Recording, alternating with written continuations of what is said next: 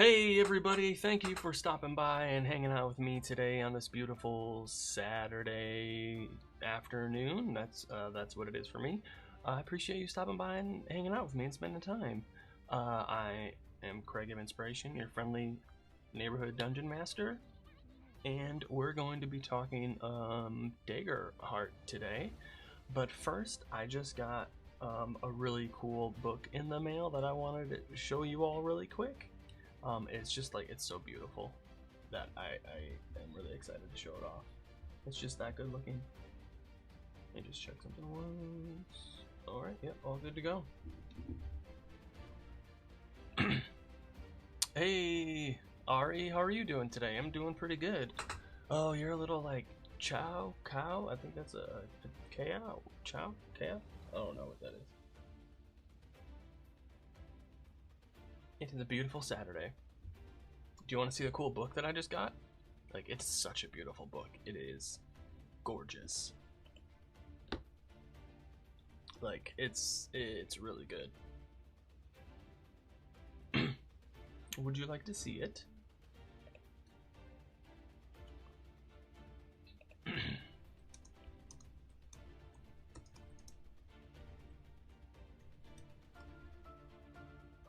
Bum bum bum bum bum. Let me see. Yeah, it looks like everything is going. So cool. Bitrate's good everywhere. Yeah, awesome. Cool. Yeah, so check out this cool book I got. Where are we? No, that's not what I wanted. Hey, Rohit, how are you doing today? Here we go. That's what I wanted. Check this out. Oh my god.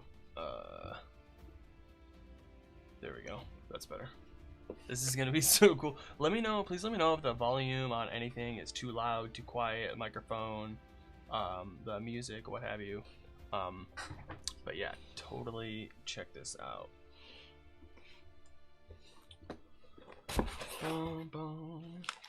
So it came, this is from Brandon Sanderson. I got the another secret project, came out with another secret project.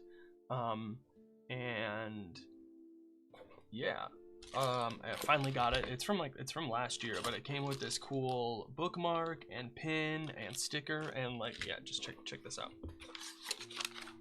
Like, check this out. Look how beautiful this is. You can see the scales too. Yeah. Hey, big doggy, how's it going? Like, check how beautiful is that? Like, oh my god.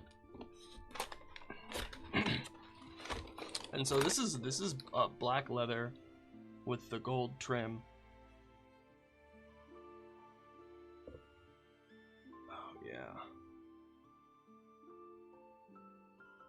It's a pretty beautiful looking book. And then yeah, check this out. And the art is just gorgeous.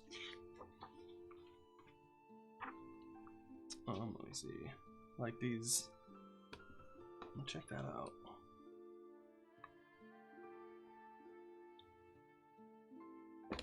And then my favorite part. Where is it?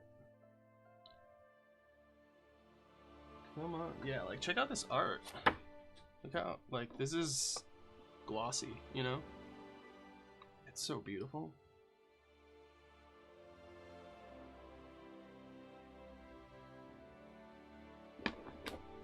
And then my favorite part, you see how it's all, when we get to the end of book 1, we get some more glossy art. Like, how beautiful is this? It's so good looking. Horror storybook. And then we go, now the paper is black for like the rest of the book. This is so cool.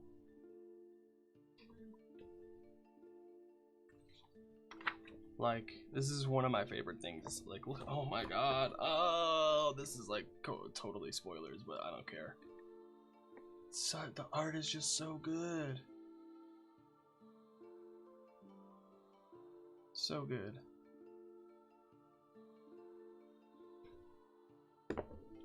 But yeah, this is one of the most beautiful books I've ever seen. So good. Where's some more art?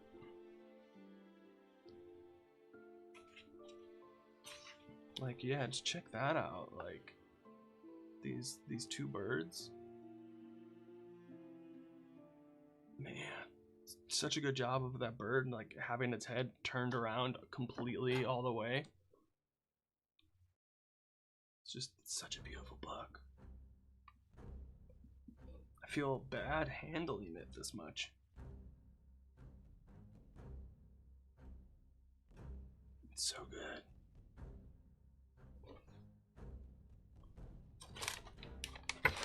Yeah, I don't know, I just thought you would enjoy that. And then there's like a little quote here. What does it say? Art is about emotion, examination, and going places people have never gone before to discover and investigate new things. That's how I imagine they would say it.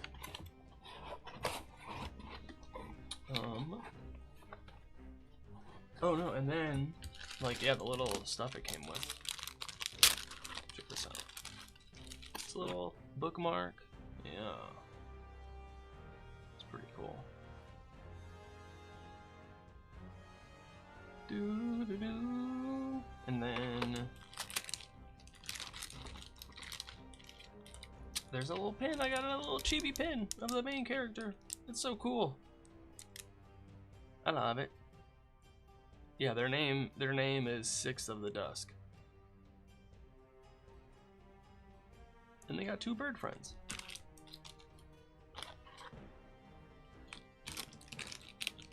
It's good times. It was a good book. I enjoyed it. Pretty cool, pretty quick read. I think it took me like 2 days. But I think that's also all I did for those 2 days. But it was still a pretty quick read.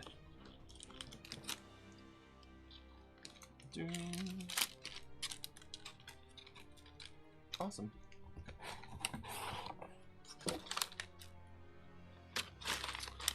That was a lovely detour.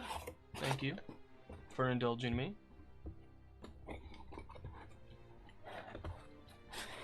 Boop.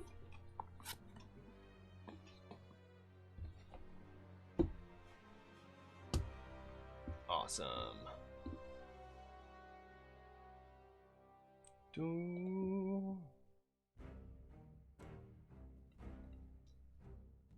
Bum bum bum bum. Okay.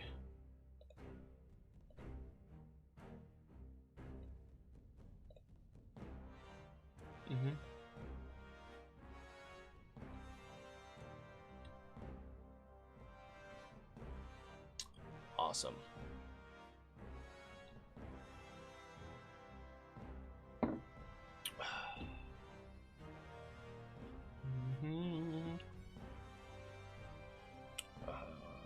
Haha. No, that's probably not what I want. Is it? Aha. Yep. Daggerheart. Here we go. Yeah, check this out. The art's pretty good. I'm really enjoying the art of the book as I flip through, scroll through it. I don't know how to describe it, but it's pretty good. Very abstract piece here. Holy cow. Sorry, I'm just like taking in all this art.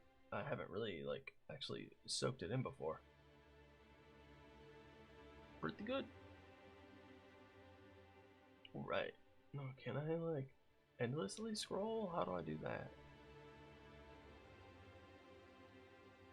100% magnification, no refresh. View. Read mode, full screen mode. What's read mode? Hey, that's kind of cool. All right. What should we look at first? Probably the classes and stuff, huh?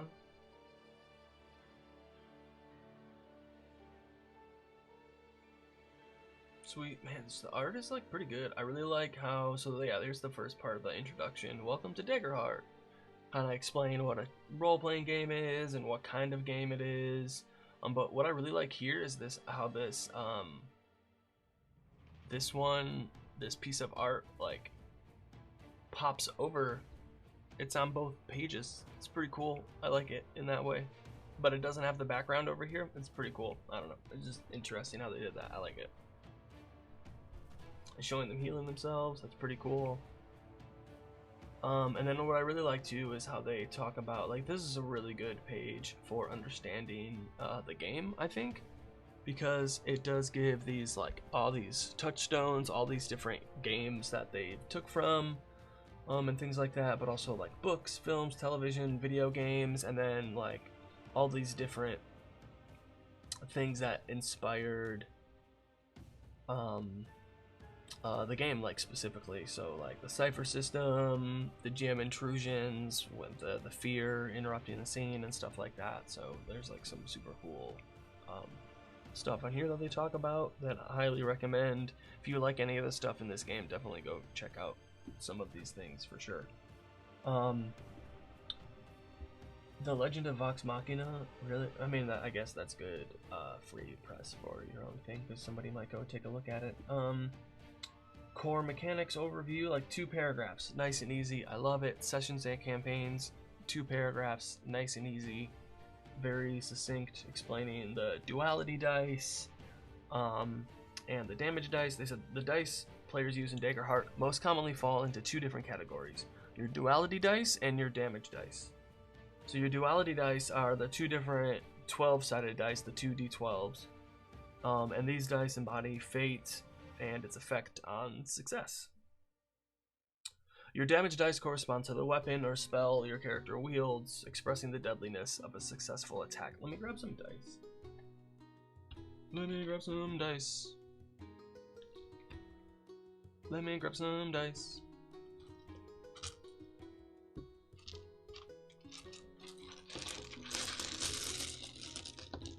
Okay. I specifically have duality dice in here. Yeah, I keep a bag on me, you know, right next to my desk. Where is it? Where's the other one? It's like, here's a D12. Here's a D12.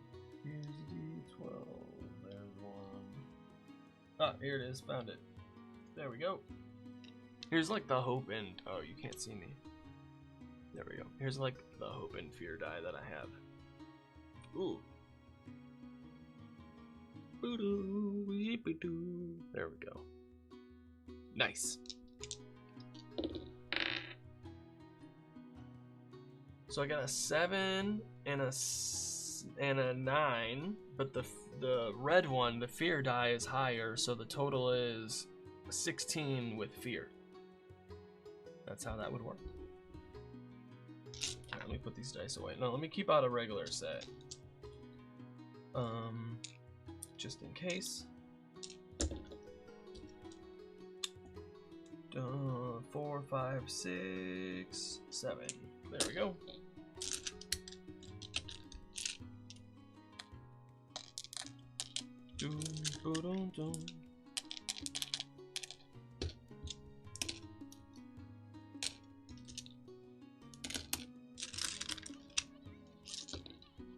Oh, hey there. Hey, Sama, what's going on? Thanks for stopping by. Pew! You get some stars.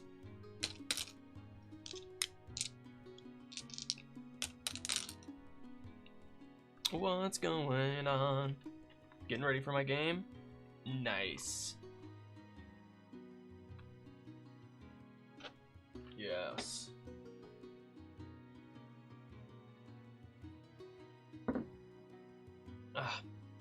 Please let me know if there's any like sound. Can you hear the music right now? How my voice is, stuff like that. Camera issues, let me know.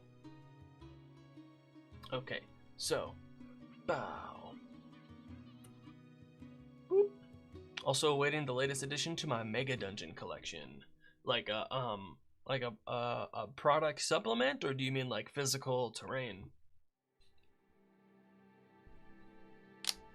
I think everything sounds great. Think the music is perfect volume for background. Awesome. Appreciate it. Thank you. Because it sounds good to me, but I have a hard time understanding or like knowing how it sounds to y'all. Am I washed out a little bit? Oh, that's better. Or product supplement, print copy of Stonehell. Or yeah, that's there we go. Aha, that's better. Yeah, cool. I was a little blown out there for a second. The golden rule. I like this. I think I like this. Let me see. Let me read it out. The golden rule. The most important rule of Daggerheart is to make the game your own. The rules included in this book are designed to help you enjoy the experience at the table, but everyone has a different approach to interpreting rules and telling stories. The rules should never get in the way of the story you want to tell, the characters you want to play, or the adventures you want to have. As long as your group agrees, everything can be adjusted to fit your playstyle. If there's a rule you'd rather ignore or modify, feel free to implement any change with your table's consent. Love it. 10 out of 10. No notes. Print it. Send it to the papers. Love it. And I mean, this is like kind of general advice at all for most role-playing games. I would say all of them. I don't know. Yeah, but probably all of them. Really, you can do whatever you want. It's pretty cool. And then it explains like the rulings over rules, which is pretty good. But so what I want to go over today are the preparing for adventure chapter.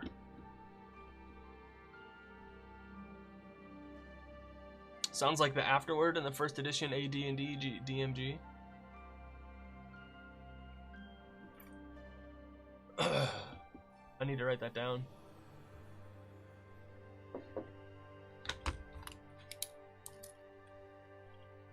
Check out the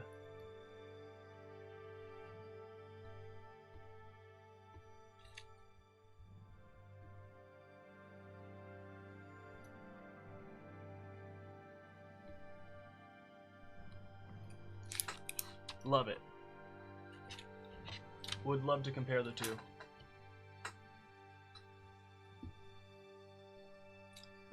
Wop bop a loo bop. Okay, cool. Let's go back to so now it goes on to explain what you need to play, players, game master, dice, tokens, the game cards, game sheets, maps, minis. That's optional, which is nice. I do like I feel like this would be a really good player handout to like everybody. You might even need to like get rid of this like session 0 thing right here. Just like boop boop, delete that, and then like you could probably share this with a bunch of people. We recommend following these principles when engaging with Daggerheart as a player. Be a fan of your alright.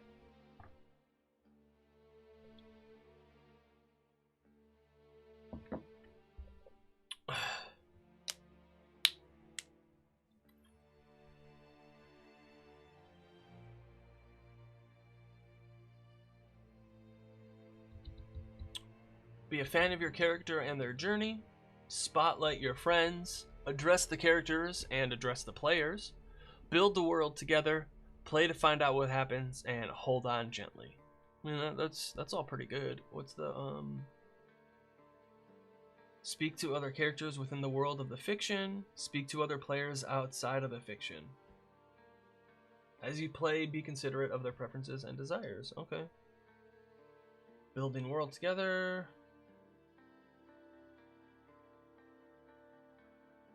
Awesome. They talk about session 0 and safety tools, which is really good. Ooh, more art. Ooh, this is cool. An armored Qatari with the features of a white tiger leans against a great tree trunk and polishes their sword in the shade. Chapter 1. World overview. So I think the world overview is like just this one page, because it goes over the core realms, the immortal realm, which is, you know, the regular immortal plane. Art in Daggerheart is S tier. Yeah, it's pretty good. I'm really happy with it. Thanks everyone for stopping by, hanging out, lurking, working, chatting, whatever's going on. I appreciate you. Thank you so much.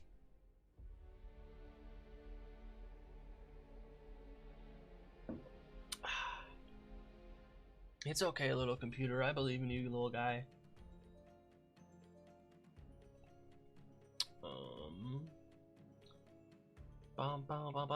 You're not receiving enough to maintain video.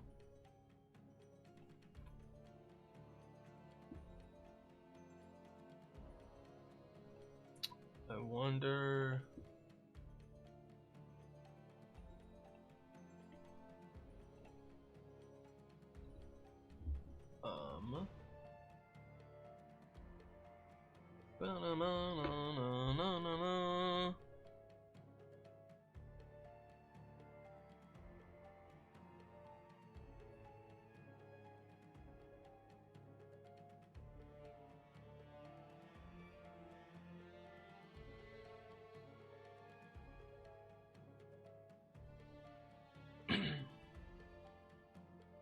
Sorry, 1 second. Oh, hey Sama, thank you for the subscription. Let's go. That's amazing. Thank you so much. I really appreciate that.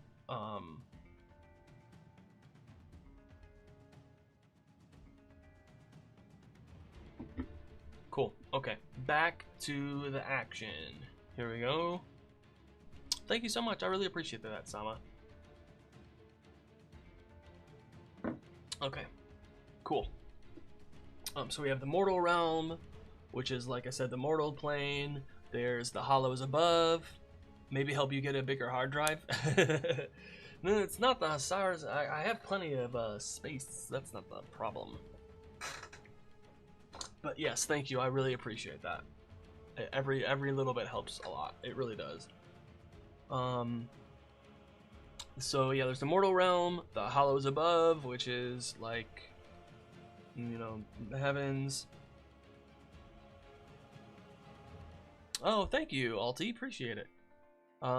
There's the hollows above, there's the circles below, the lower realms, the forgotten gods, the fallen gods, and then the realms beyond, so like the elemental lands, astral realm, valley of death, and countless others. So there's a bunch of other places too, so, but that's just like a little overview.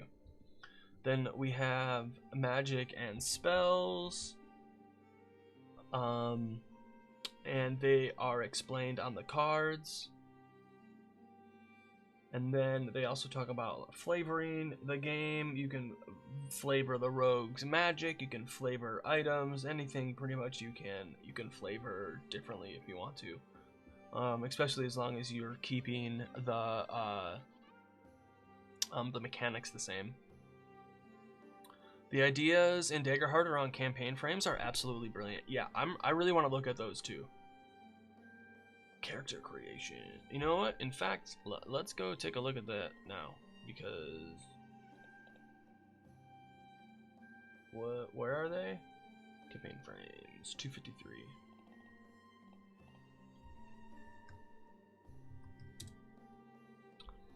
Campaign frames.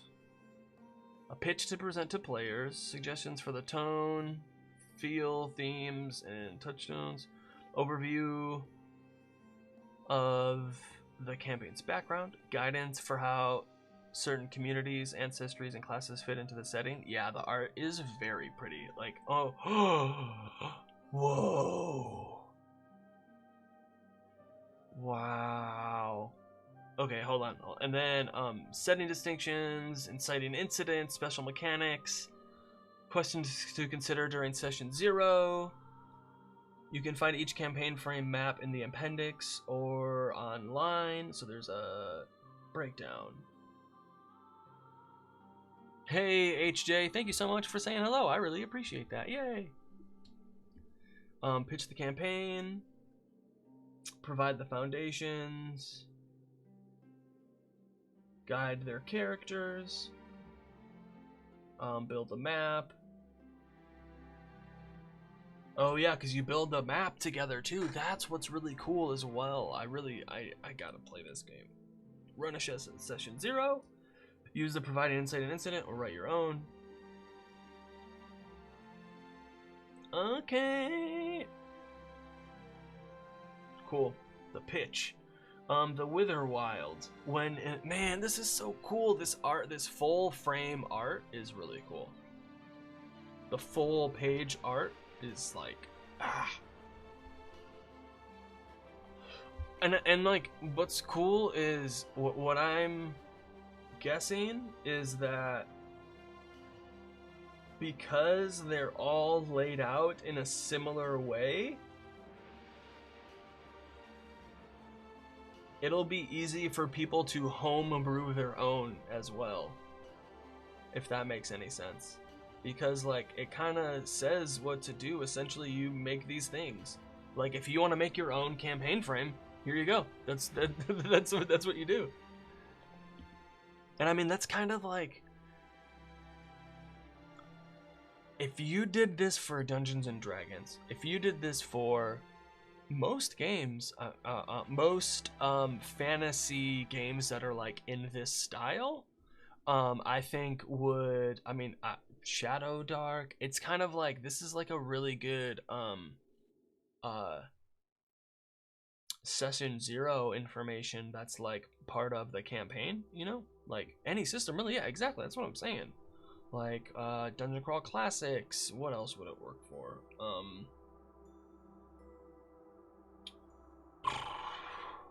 Yeah.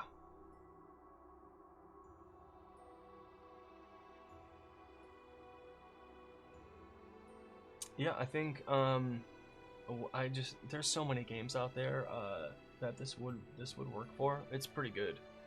Because I did play the Quiet Year for this for a game that we're recording again soon for that. Okay. Let me give me 1 second. I gotta change something.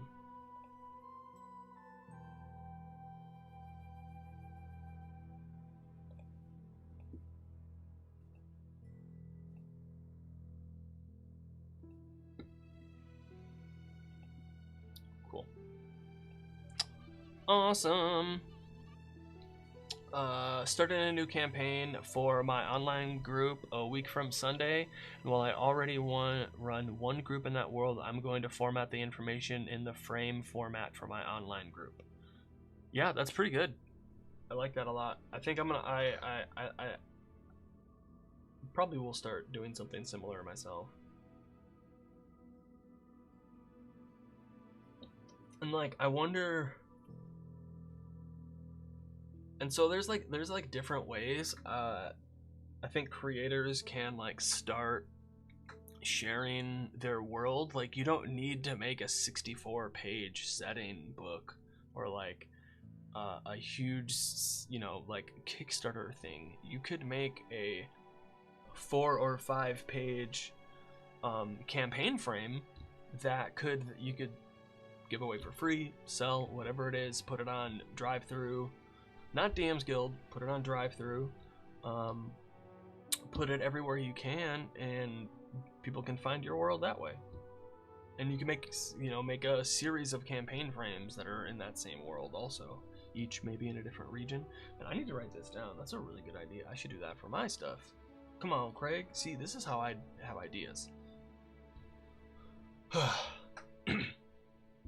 But you never know.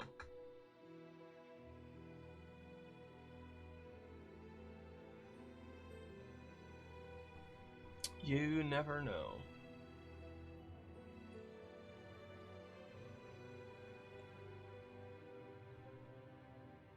Yada yada yada. Okay, cool. That's better.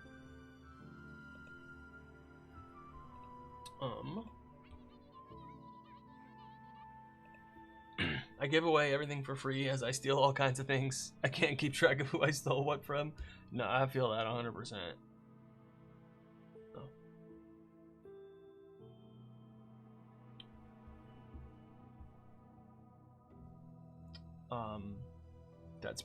Yeah, I feel that 100%. I steal from lots of things.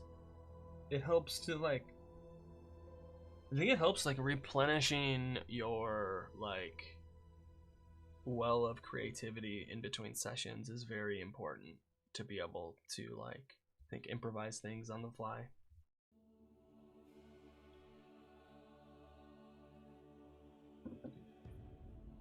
HJ, the influence is too heavy to risk copyright. I feel it.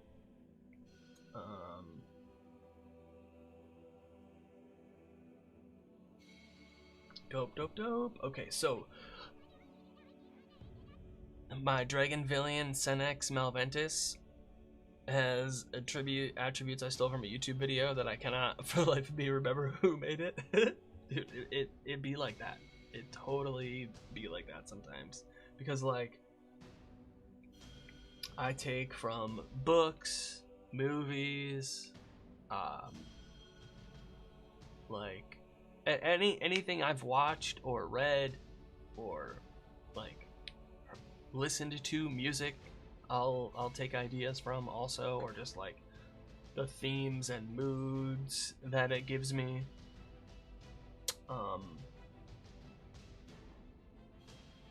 Like I think some adventures or like a short campaign based on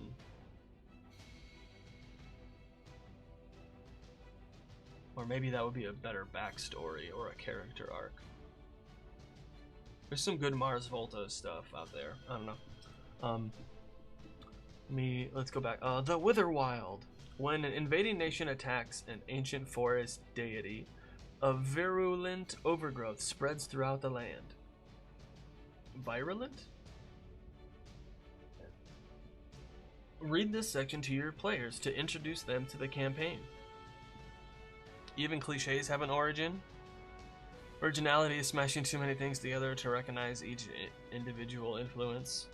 Yeah, you can. There's like I think. Bad vent. Oh my god. That's pretty good. Hey Johnny.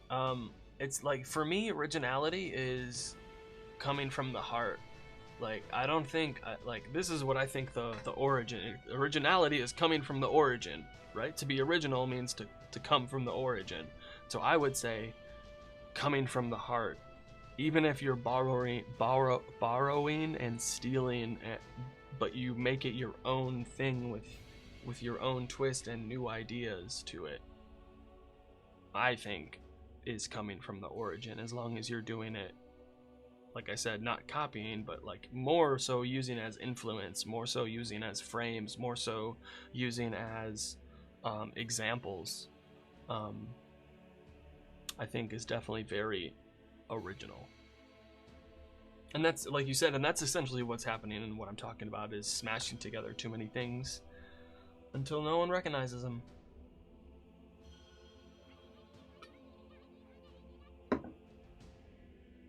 My big bad of my world's not even mine, it's my brother's. Yeah, see? There you go. Alright. Fainwick was once a place of great abundance and peace. Dangerous to those unfamiliar with the land, but a cornucopia to those who respected its ways. When Haven invaded the wilds and forced the land into eternal spring, a dangerous bloom known as the Witherwild took hold, and now threatens the lives of all who live there. In a Witherwild campaign, you'll play unlikely heroes from humble beginnings who are reckoning with their newfound duty to save Fainwick's people from dangerous corruption. Rick Sanchez is his own thing, even if it's sort of like a parody of Doc from Back to the Future. Yeah, exactly. And then there's like so many things that they pasted onto Rick. Like I think every detail in Rick and Morty is a reference to something else. I am I stopped watching after like 4 or 5 seasons, but I from what I remember when I was really into the show is that like it really felt like every detail was a reference to something else that existed.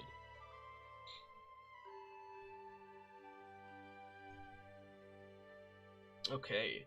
Tone and feel: adventurous, dynamic, epic, heroic, uncanny, whimsical. Culture clash: ends justify means. Princess Mononoke, Legend of Zelda, Dark Crystal. Yeah, I'm just trying to streamline everything and give everyone their credit as well. Yeah, totally. So yeah.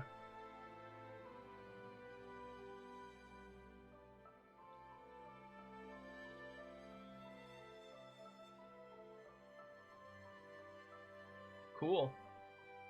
So there's like, if your group decides to play this campaign, give your players the following information before character creation.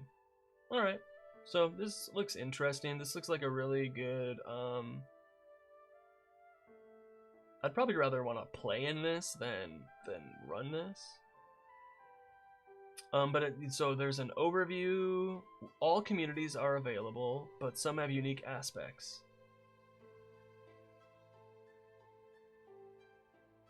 So they give you information based on the communities that you can choose, essentially parts of your background. Only 66? I mean, since I started the counter. Which is cool. And then ancestries. Provide the following. Oh, that's cool.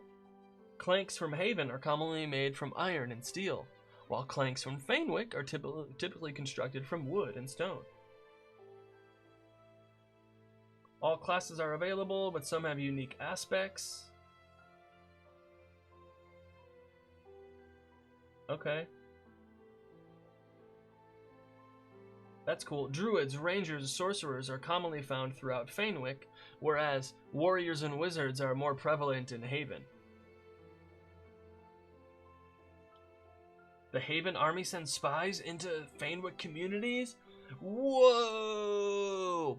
Dadbot gets me all the time. Yo, the Dadbot's, I think, one of the best things I made. There's another one in here, too. There's another bot that doesn't get fired often. I won't say what it is.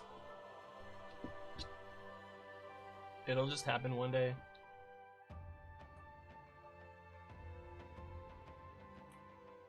It's like super specific, so I'm not really surprised it doesn't go off often, but it is fun. Witherwild. Player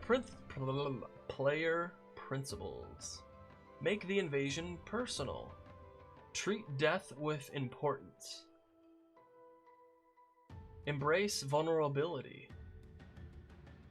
Oh, so there's 3 player principles. That's cool. There's some GM principles. Paint the world in contrast. Show them true danger. Offer alternatives to violence. Create multi-dimensional allies and adversaries. Okay.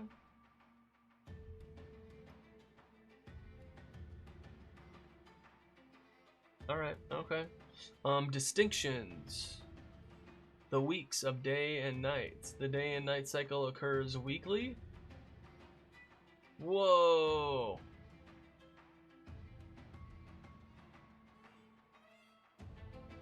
Day and nights are accompanied by entirely different soundscapes. Whoa. So it's a week of day and a week of night? That's wild.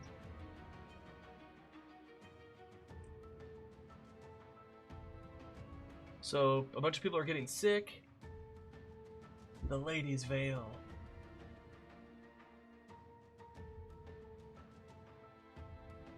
Okay.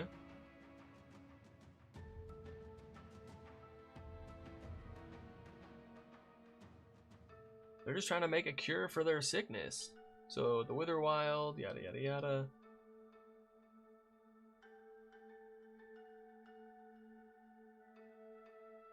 gods. Talks about the divinities and gods. Inciting incident. Cool. You can use the prompt below or create your own.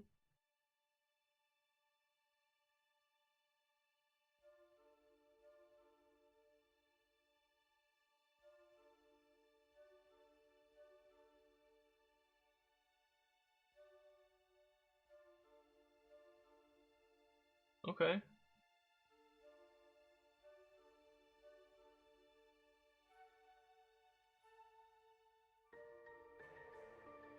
Okay, this sounds cool.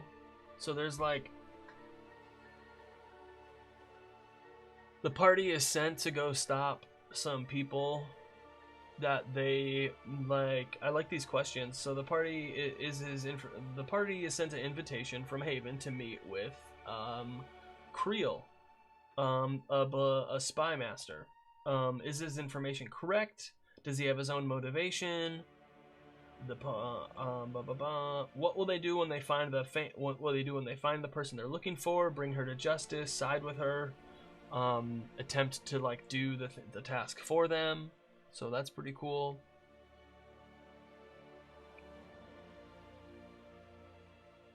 Wither tokens.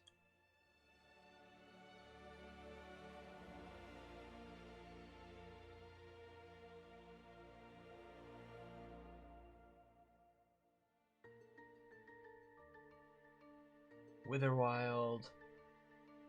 What dangerous animal comes out during the week of night that isn't out during the week of day? Oh my god. If your character is from Fainwick, what commodity do they secretly enjoy that comes from Haven? If they're from Haven, what delicacy from Fainwick can they not get enough of? Yo, these are some good questions. What superstitions does your character or community have about traversing Fainwick during the long nights? Man, this is really good. Holy cow. I like that a lot.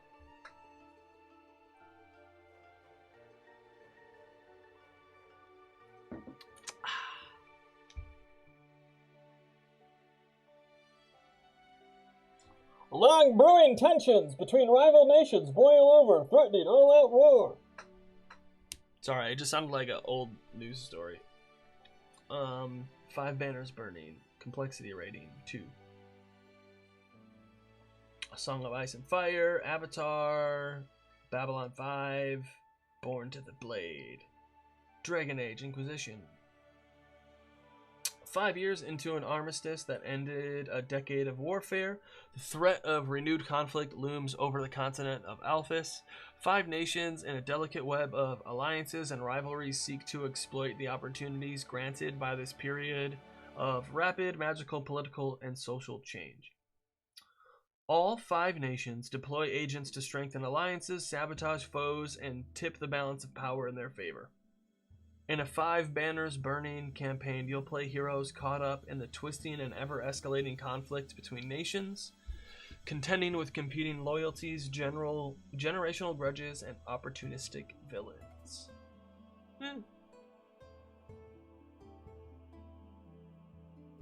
Okay. You give your players the following information.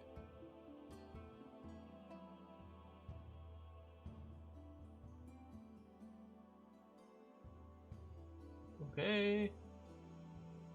Communities are different a little bit. There's questions for them. Ancestries. Player principles, GM principles. Stick to your principles or break them for good reason. Take small actions that have big implications. Okay. Yeah. A world on the edge.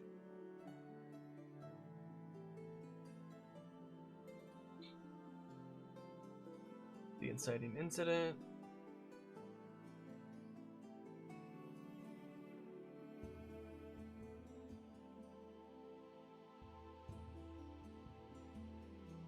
Okay.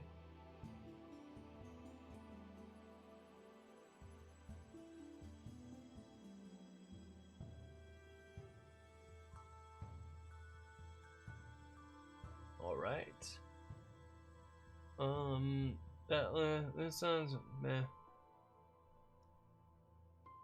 Campaign mechanics, a bunch of faction relationships, awesome. That looks like too much. Objective countdowns.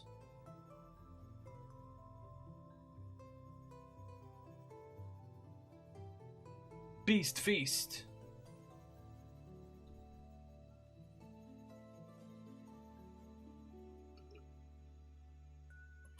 This art is just so good.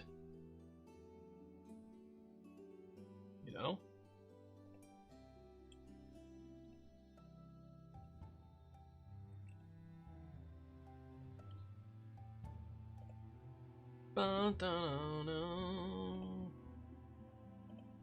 Right. No. When a small village's monster defense system fails, the local heroes must venture into the endless caverns below to fix it, and cook up trouble for the creatures that stand in their way. The rustic, peaceful village of Elmore sits atop the Plover Caves, a labyrinthian system of caverns full of dangerous and delectable creatures. When the powerful magic keeping the villagers safe begins to fail, the bravest among them must descend into the caves to save the day.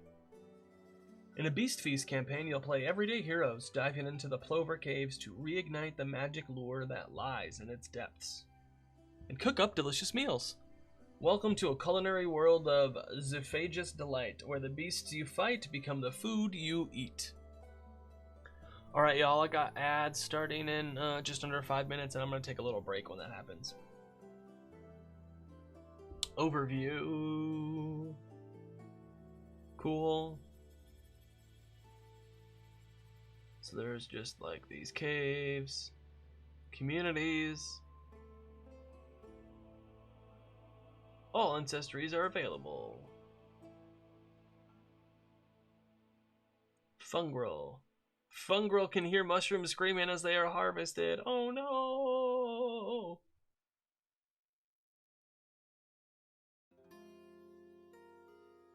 Dope. Build on humble origins.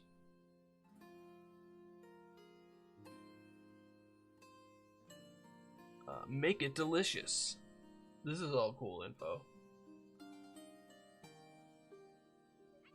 Yeah, I do wish. Hey, Sama, you checked in. Awesome. Thank you. Distinctions. The Cave of Trim Wonders. says thank you the Sama for checking in. I gained 1 XP and I now have 168 XP. We're getting total. so much closer. Only 132 until I hit Ranger level 2. We're getting so much closer to level 2, y'all. Yeah, if you're watching on Twitch, make sure to check in. Did first, second, and third get taken already?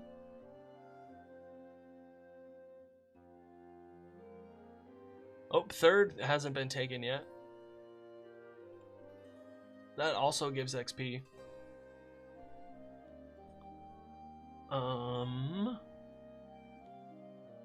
So there's layers of the caves.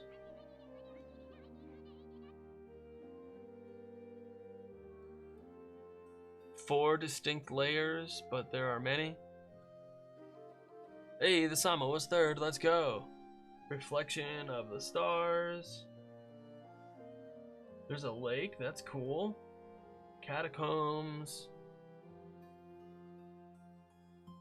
Beasts and blooms for the animals and plants and fungi that are edible. Trim says let's go. The Sama was third. I gained 1 XP and I now have 169 XP total. Only 131 until I hit Ranger level 2. Thank you.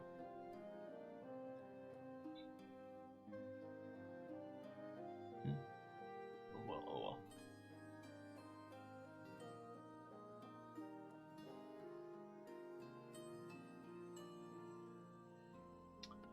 Anything with a distinct personhood isn't considered a beast or a bloom.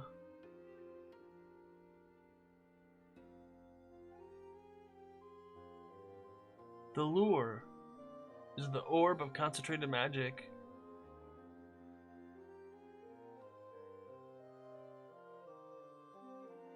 Okay. So that's what they gotta do? Campaign mechanics.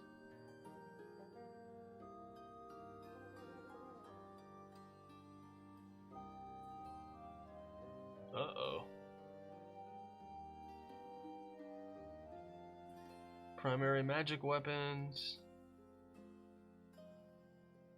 Yo, this is wild.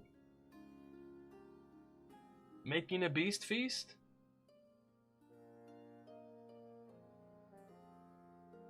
Oh, this is awesome.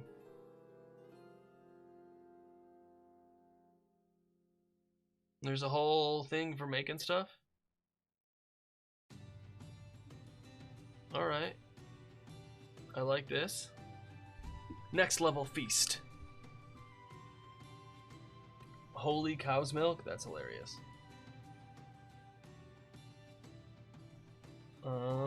This is super cool. The Age of Umbra.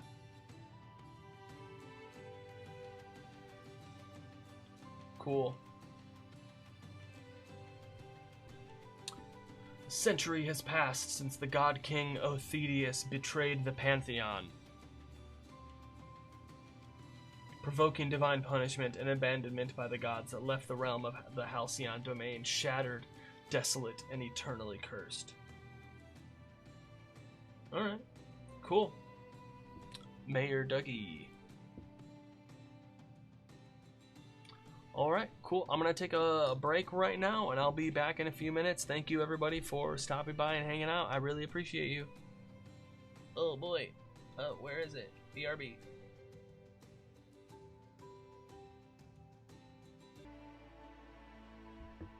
And we're back. Thank you, everybody, for sticking around. Appreciate you. All right. Let's get back to it. There we go. There we go. Okay, so yeah, there's the Age of Umbra, which they already did that campaign about. So that's cool. I don't really want to spoil myself. Player principles. Yo, that's scary, bro. What? Not all darkness is evil. Oh. Yo, what is that? Build combat as a test, a puzzle, and a journey? Okay. That's cool.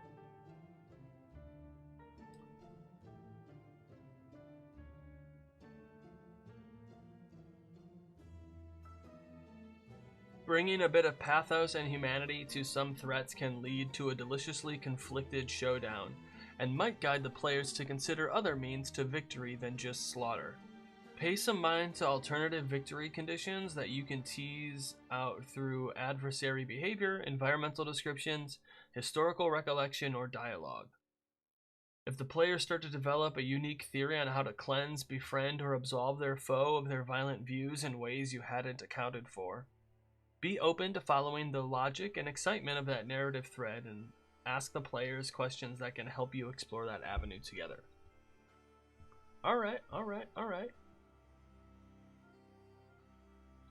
Distinctions, Eternal Gloom, you have all this stuff.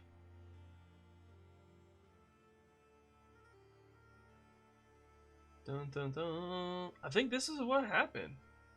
I think this is what they did. They actually used it. Fiery beacons.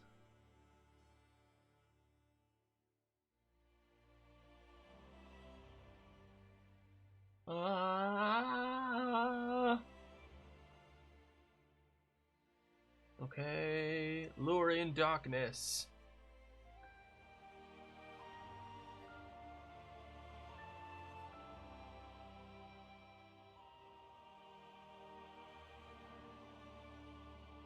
What? Soul blight. What? Whoa, okay. Motherboard? In a world, man, just check this out. We're in a world where magic takes the form of the technology left behind by a long-fallen civilization. A new threat rises as malicious virus spreads through the machines that wander the wastes. Look, this is great. This is great. Post-apocalyptic. The what? No?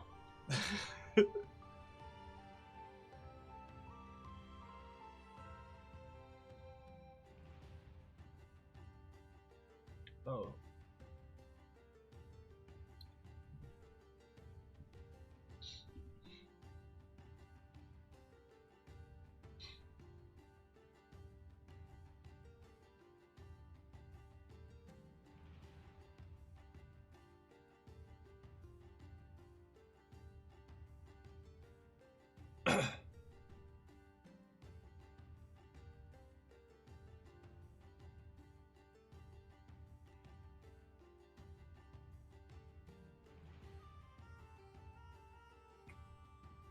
Sorry about that.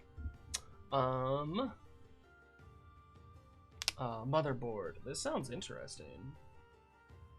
Among the ancient ruins of the fallen world, the great walled cities of the Echo Vale sit as bastions of hope in an otherwise hostile land. Utilizing technology powered by a mysterious language that runs through the metal threads tethered high above the valley, these citadels insulate their citizens from the wastes, where autonomous machines roam wild and massive wandering cities scour the land for scrap.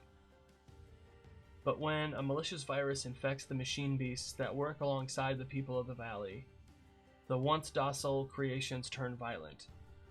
In a motherboard campaign, you'll use technology instead of magic as you play extraordinary heroes, leaving the safety of the walled cities to travel the wastes and bring peace to the Vale once more. Alright. Horizon Zero Dawn, Mortal Engines, Slug Blaster, Mad Max, Final Fantasy. That's cool. Okay.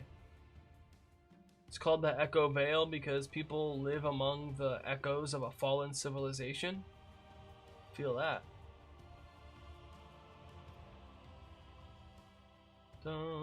Communities. All communities are available, but some have unique aspects. Alright.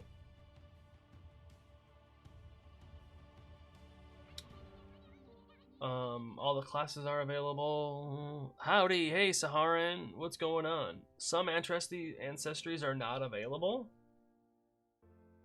Clanks are unavailable, and magic ancestries are unavailable. Okay. Everything is magic.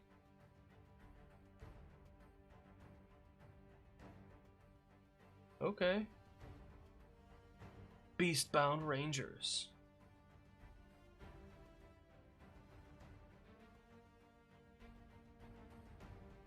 Okay.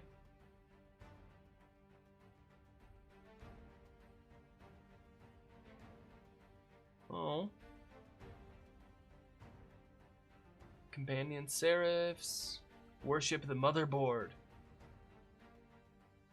Okay.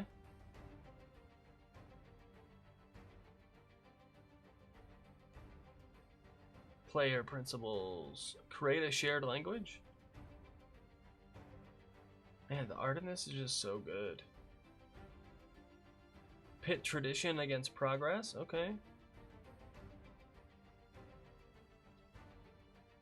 Technomancy. Network tethers, wandering cities. Oh, wow. There's walled cities? Okay, and wandering cities? Whoa, that's crazy. The inciting incident. Had to cancel. Oh, no. Gonna get them at your birthday? Nice.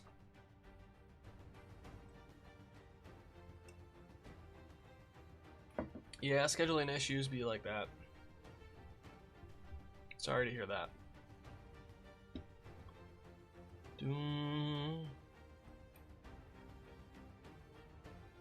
Okay.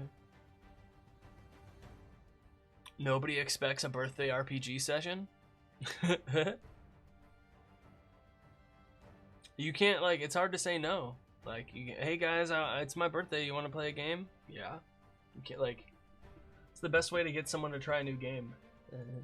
Want to get your table to try a new game? Just do a one-shot for your birthday.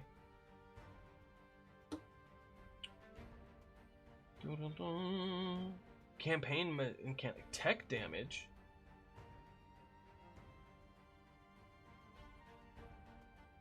Okay.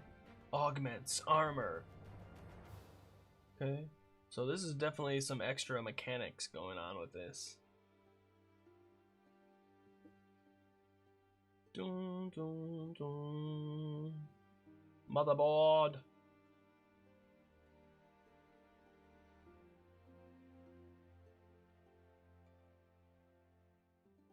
Code.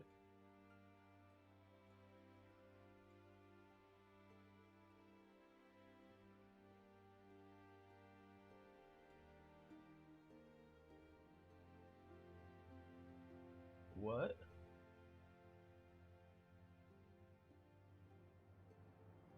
Oh my god.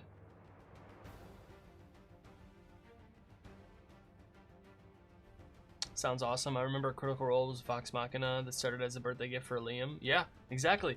Exactly. This is wild that they made a whole set. They made a whole writing system that looks like Motherboard. That's amazing. That's so cool.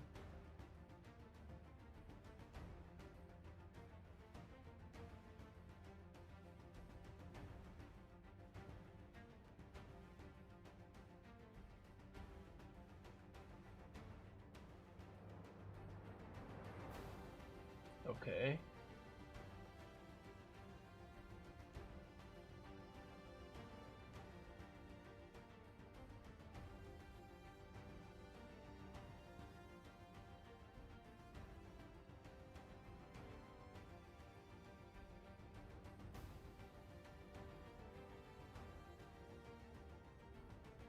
Huh.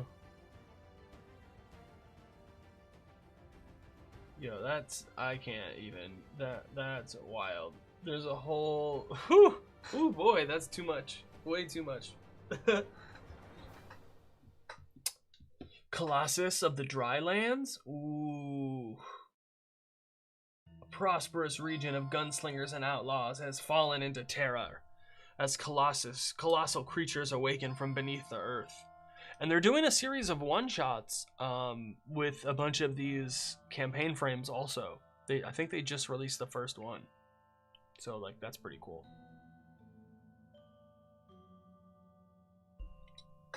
Massive Colossus answered the call of something ancient and apocalyptic, rising from the earth and devastating the lands.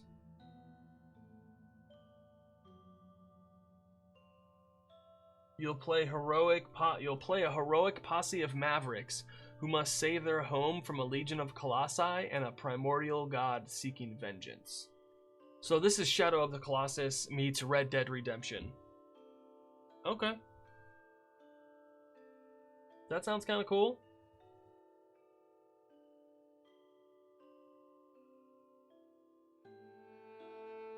Okay, okay.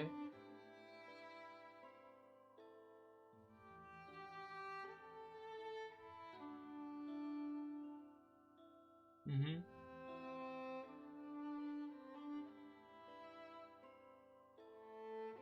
I love, yeah, the art is just so good.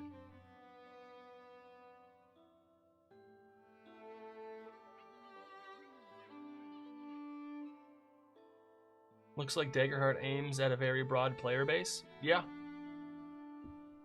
That's the... They want it to be a big game.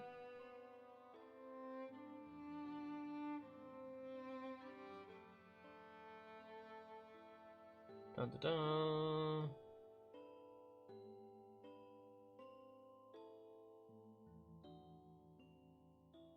So there's a bunch of there's a bunch of gods that were...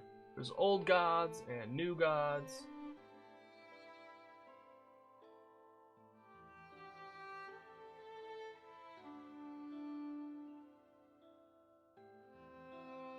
Okay.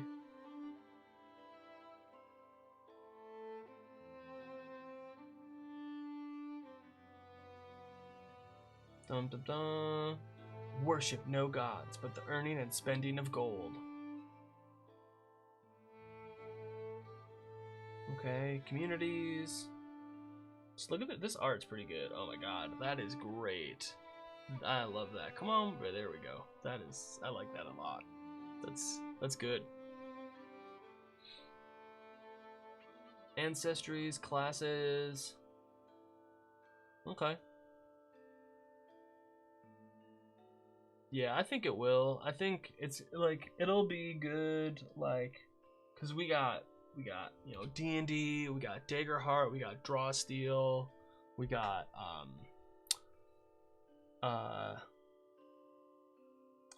Tales of the Valiant, we got Shadow Dark, we got we're eating good right now. Like the Cosmere RPG that just came out, like we're eating good right now. I think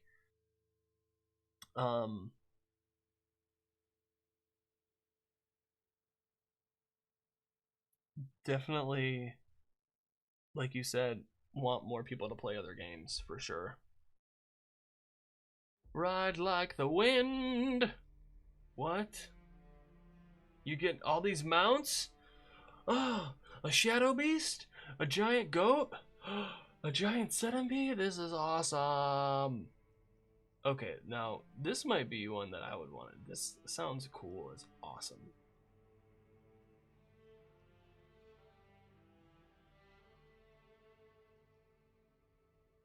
So cool. Designing your own Colossus.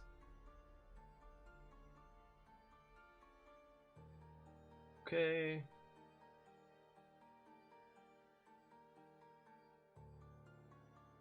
Outposts.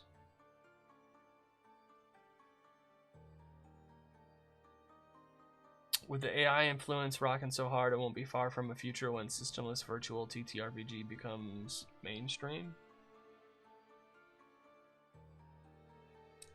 That isn't that a video game? Didn't you just describe video games?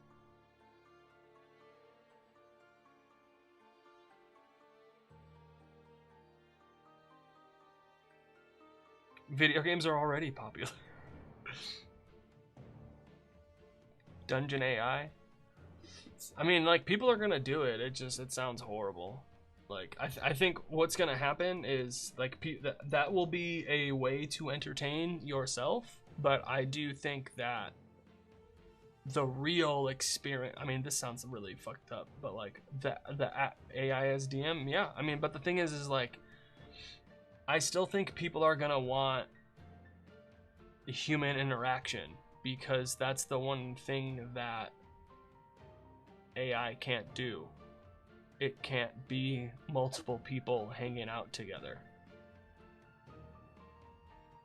So like, yeah, you can play D&D with AI, but like, I do think the human interaction aspect is a very important part of the game, and you're losing that with an AI dungeon master.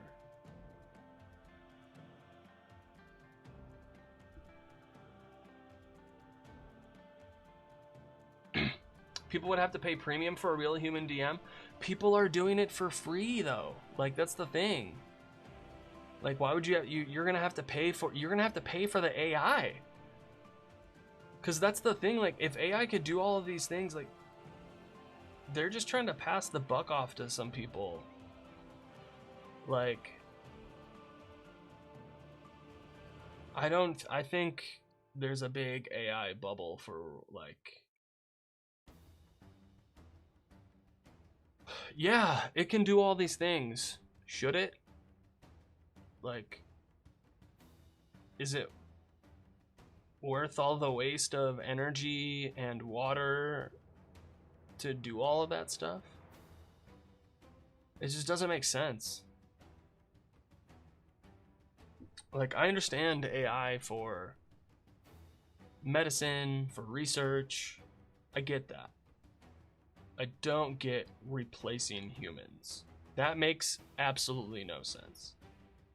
But that's the thing, the video games already exist. So like, if you're saying a humanless TTRPG, like literally Baldur's Gate 3, Like literal, like there are so many that's what, and like, and that's been around for 50 years. Video games have been around for 51 years. That's barely older than D&D. Like, so I really think that what people are gonna realize when they're playing AI Dungeons and Dragons, that they'd rather have a real person, or they'd rather play a video game, like a full video game.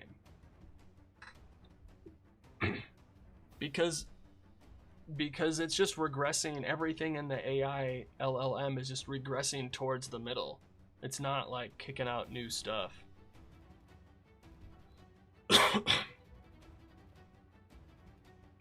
Like, if you want it to take from 10 different sources, you gotta tell it to do that. Like, if you want it to, like, be a human brain, you have to, like, do the thinking first and then come up with a prompt. But, like, or you could just do that yourself.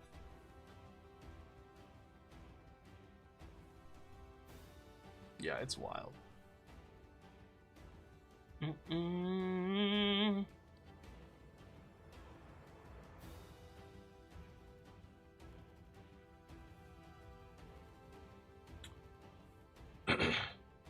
Cool. This looks. I would play or run this campaign, like, absolutely. Colossal adversaries. Aikiri. So each. Oh, cool. Cool.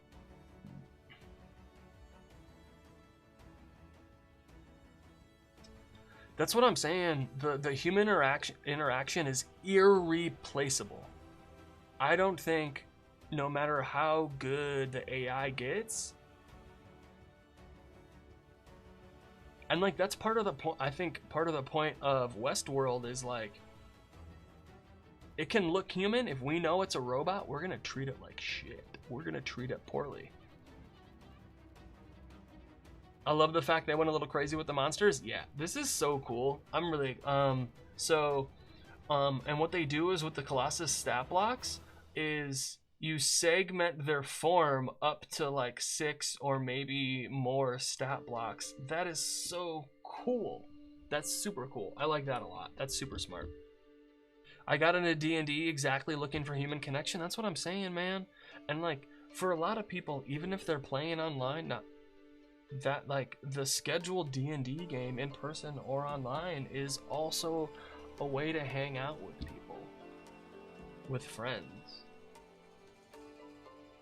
So I think that's a very important thing.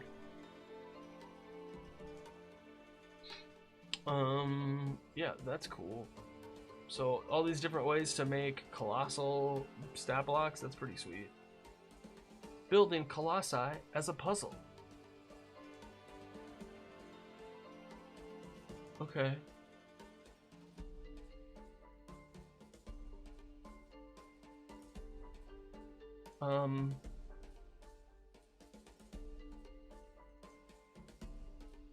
PCs can climb onto each Colossus segment unless the segment notes otherwise. Once a PC is on a segment, they can move around that segment without having to make rolls. To move to an adjacent segment, the PC must make an appropriate action roll to leap onto it. Tag team rolls, that sounds about right. Colossi are powerful enough on their own.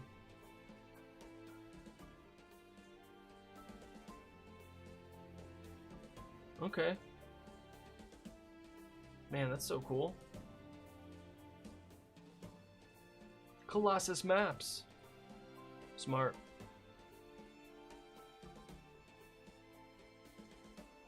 How cool is this?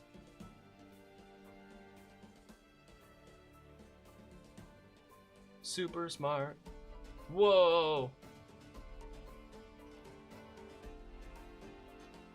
What?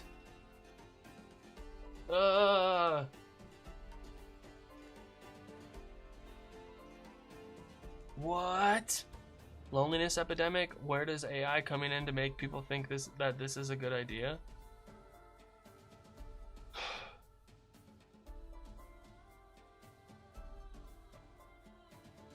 Well, and that's part of it, is like, the enemy is the map. Yes, exactly.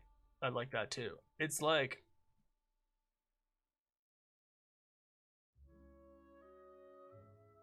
it's, what's gonna happen is, it's the same, it'll be the same thing as like talking to your pet or talking to like inanimate objects. That's what AI is gonna be like. Like, sure, it has answers for you, but it has no idea what it's saying because it can't think. It's just finding words that it thinks go well together.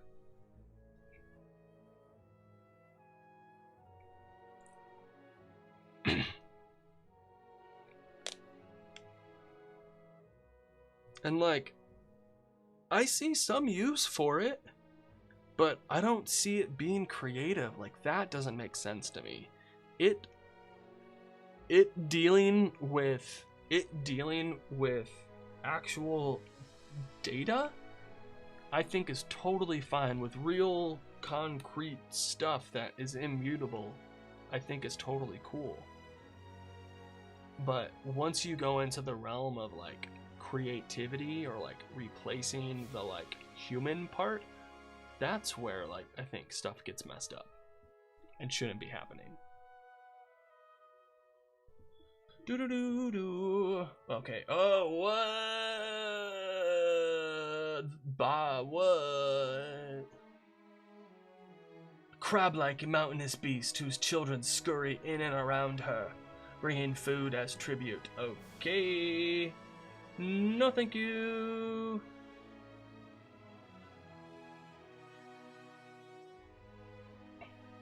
Also, creativity is limited to just regular, even mediocre stuff. That's what I'm saying. Like, that's exactly it. I'd rather have some perceived lower quality human made some stuff like that. Like,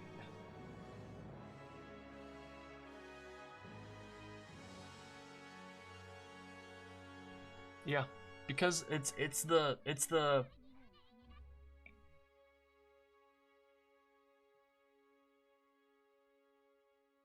I simply find the act of sharing my creative input too important. Yeah, exactly. With AI, there would be nothing to remember and nothing to laugh about. Yeah, totally. You have no connection to the material. Like,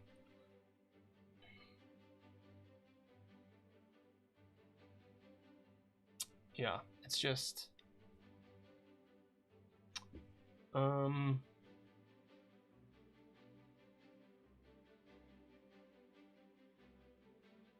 dun dun dun dun dun dun dun dun dun dun.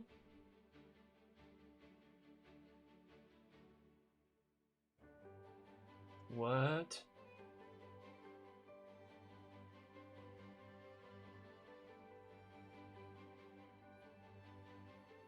Yo, emergence of Kudamat. And then now it goes to the cards. Cool. We gotta go back to making a character.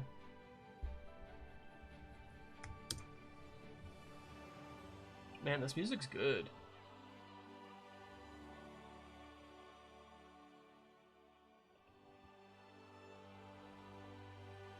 Bro, they're like everything, man. They're trying to jam it into everything.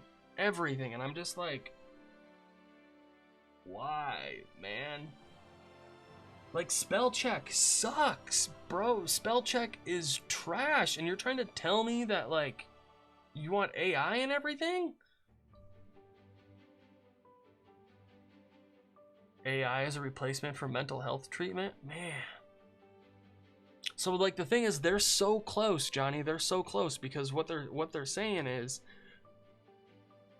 talking to somebody else about whatever can help your mental health is the takeaway I get from that, and other people are not going to see that.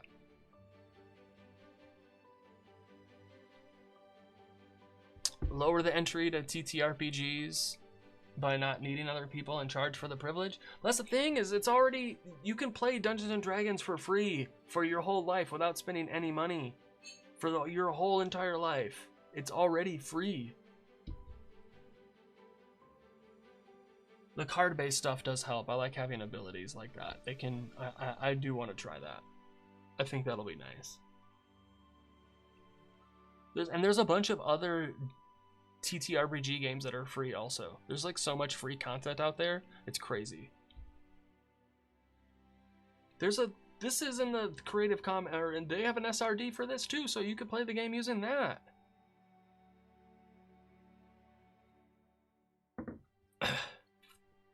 No, but see, that's why Hasbro wants to turn D&D into a lifestyle brand, because they recognize that you can only sell people so many books so many times.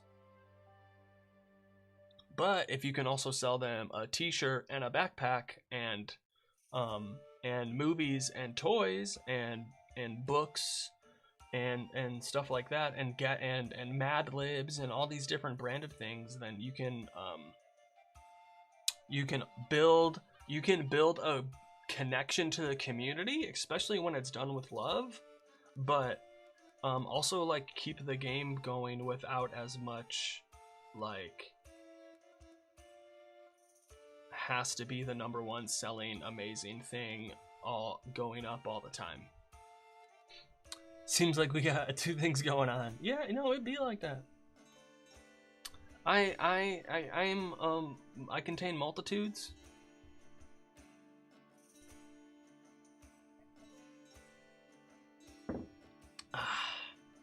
Dad bot. Oh, it doesn't count it over on YouTube. I'm gonna have to change that next time. I can roll with that, it's fun. Okay. Boom, boom, boom, boom. Okay, so we got different class options. We got bards. Okay. We have bards, druids, guardians, rangers, rogues, seraphs, sorcerers, warriors, and wizards. And then, so you have a class and a subclass. And your heritage includes two elements: ancestry and community. So that's cool. So there's, holy cow, 18 different ancestries and 9 different communities. So like that's pretty good. What did I say? 18 times 9? It's 162 different combinations. So that's cool. I'm willing to give a chance. Yeah, I definitely want to. I think like a one shot and like a short campaign, like a 4 to 10 sessioner, would be a really good like way to feel it out. So you got character traits. And here's the thing: is like it really feels like Daggerheart is okay, so a bunch of you are like really might not like me saying this, but it really feels like Daggerheart is just a bunch of D&D stuff renamed. And like with a bunch of influences from a lot of stuff, but like it really totally feels like that. And I don't say that's a bad thing at all. I think it's kind of a good thing, because I do think the frame, that's a wrong word, the format, the like I don't know, D&D is laid out pretty well, and it sells well for a reason. I don't know if that makes any sense, but like I mean, D&D works, we know Pathfinder works, we know like humanizing everything, let monstrous humanoids be monsters. Well, I think there's the thing is I think what I like about having them as an option is that you can exclude them if you want to, but if they never exist as an option, then somebody has to, like a third party has to make it or something like that. So I think it would be totally okay if you were like, hey guys, we're going to do this but not include these species, these ancestries. I think that's totally okay. And I think you'll find players that are totally okay with that. More like Mathfinder, am I right?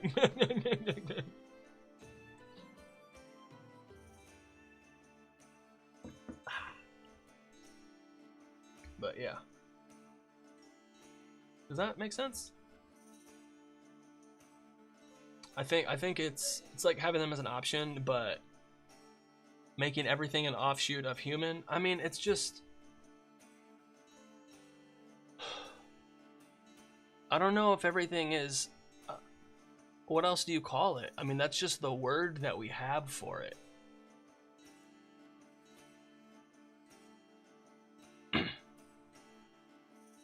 You know, like, I think humanoid just means they got, you know, they have a head and a torso and 2 arms and 2 legs. That's what that means to me. It doesn't mean that they're like descendant of humans. It just, that's, for me, to me, that's a characteristic of like their like structure, how the body is structured, and not necessarily like how the DNA or like what was evolved or like split off or anything like that.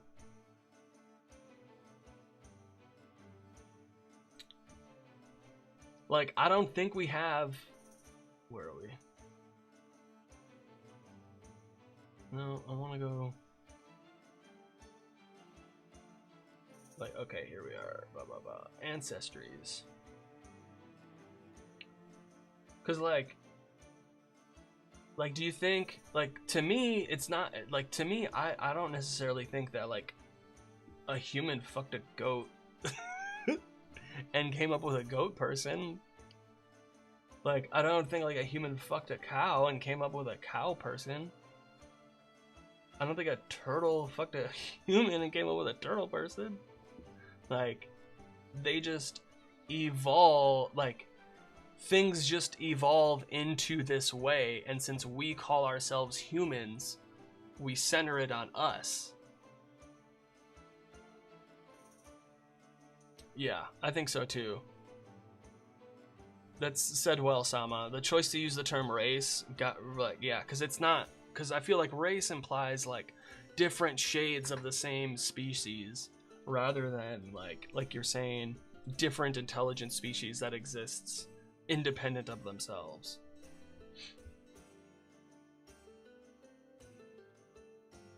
Today's mechanics are coming off as everything is human.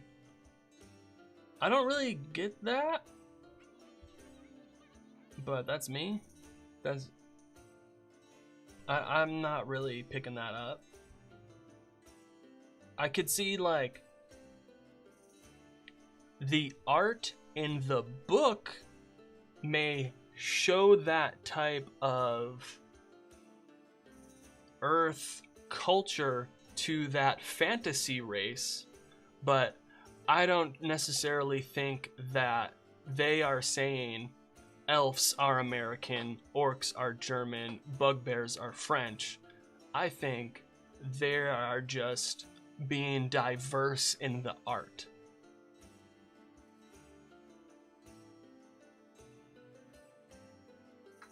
Because the art isn't like, the art of the books isn't like, this is how everything is, everything must be this way because we have an image of it.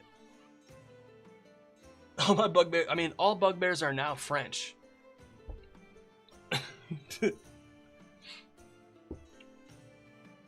Like, this, the art is a suggestion, the art is an example, the art is... Ooh, someone gave a follow. Yay, thank you, Echo the Mythical. Thank you so much. Let's go. And you know what? You get hearts, you also get some stars. Oh, I will sneak into your boudoir and beat you with a baguette. Why not?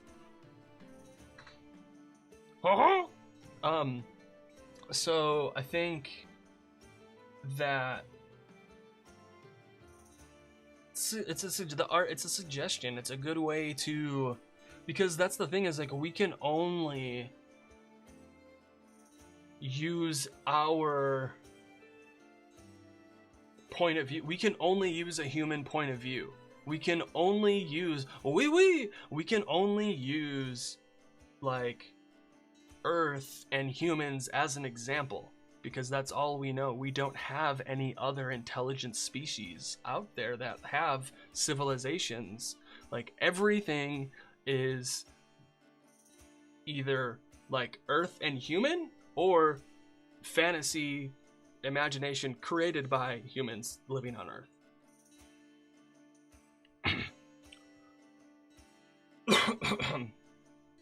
And yeah, so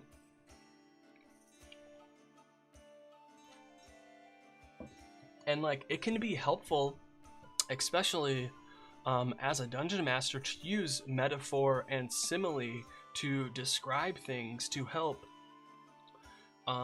It can be easier to say an old French architecture and use that as a description than to spend a paragraph trying to describe that. I also blame Warmcraft for humanizing orcs. Yeah, I could see that. I also think a big thing too is like people like to try experiencing different things, and so just by having more options, they get to be like, I don't know, did Warcraft humanize orcs, or like do you think maybe somebody's kid was like, I want to be an orc, like, and was playing cops and robbers, but they were orcs and elves, you know? And like, I don't know, it's like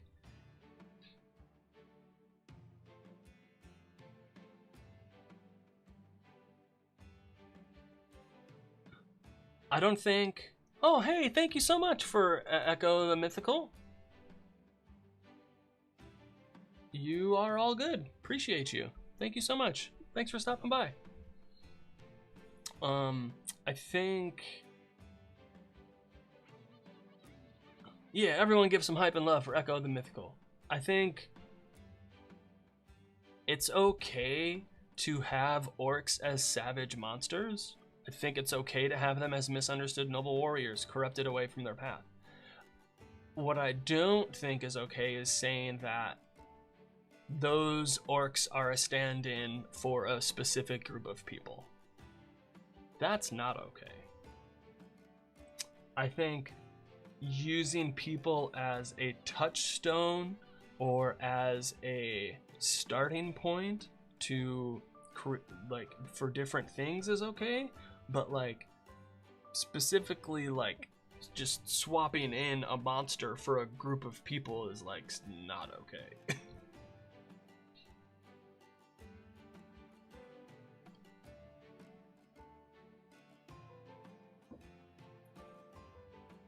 And so like that's what I think has changed, not necessarily that like we humanized orcs, it's that we moved it from orcs being a stand-in for a specific group of people to anyone can be an orc. I'm one for monstrous humanoids being playable. I have a whole empire that is just the non-standard monstrous humanoids. I just like the idea of keeping them being alien to human. Yeah, that's cool. I think like that's a good. I think especially, you know, like if we're talking about that, yeah, they do have different like ancestors and different beginnings. They are different species and not just a different color of the same species. Like things would be weird and different between, you know, like fawns and humans might have like culture clashes that they just don't understand. A human is not going to understand what it means to keep horns and furry ears and hooves clean, and they're going to have different cultural touchstones because of that.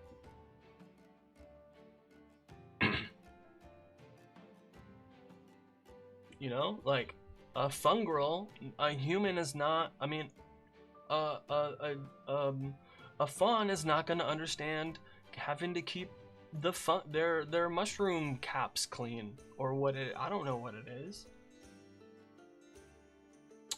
You know, like a giant might not know what it's like to do a ritual carving of a Galapa turtle person because they just turned of age. Who would eat all the peanut butter? Probably a dog. Have you seen people's feet? Imagine them having hooves. Exactly, that's what I'm saying. I mean, and Johnny, that's exactly why that's why we made horseshoes, was to help that. Why you like using demons and undead, unambiguous baddies that one can hack through with no moral qualms. See, and the Sama, like you're saying, is I like to have both. I like to have either like in the same or like go back and forth, is to like maybe there's a humanoid commander of the demons and undead, you know, and stuff like that, or like maybe now the adventure has like just a bunch of undead and monsters, but when we go back into town, there's a bit more mystery, intrigue, and more humanoid enemies, and maybe a little less combat. The combat is more verbal rather than physical. And then we go back into the wilderness, and it can like keep going back and forth. Them being alien to human is one of my favorite ways of perceiving orcs. Like, they have a rich old culture that is simply ungraspable by humans. Exactly. That's really, I like that a lot. You know, and elves as well. Like, it really depends on how you want your world to be. Right now, I'm enjoying my world having all of these species just kind of be living together, but that also is the time point of the world that I have right now. The world is slightly is relegated differently depending on the point in time of whatever. I have 3 different time points. Years, not necessarily, but more just like maybe like a century or so, 3 different eras of stuff that are like going on that are like kind of loosely connected also.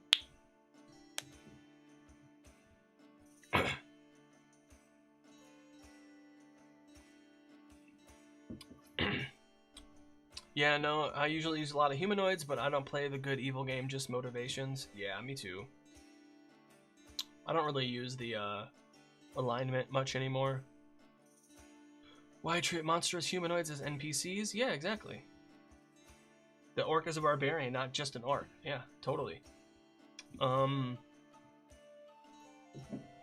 Giving them goals and desires and, you know, like quirks is really a good way to like make stuff like that stand out for sure.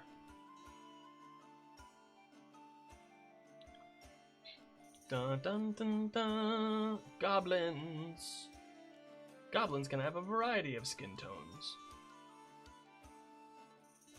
Alright, alright. Halfling. Doo-doo. Some halfling ears reach upward. Some are more rounded.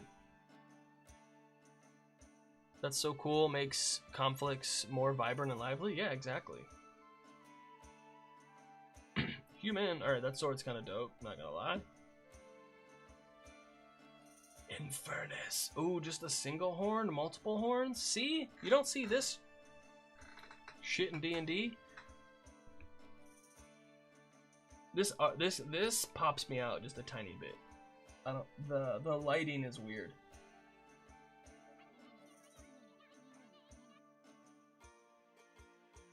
Goblins only care about one thing. Minotaurs. Looking at you, not. I use alignment only to challenge myself to play a random generally generated character. No use when you create a character yourself. Yeah, I can see that. I can see that to help, especially for like a one-shot or like a specific character. I can see that being helpful.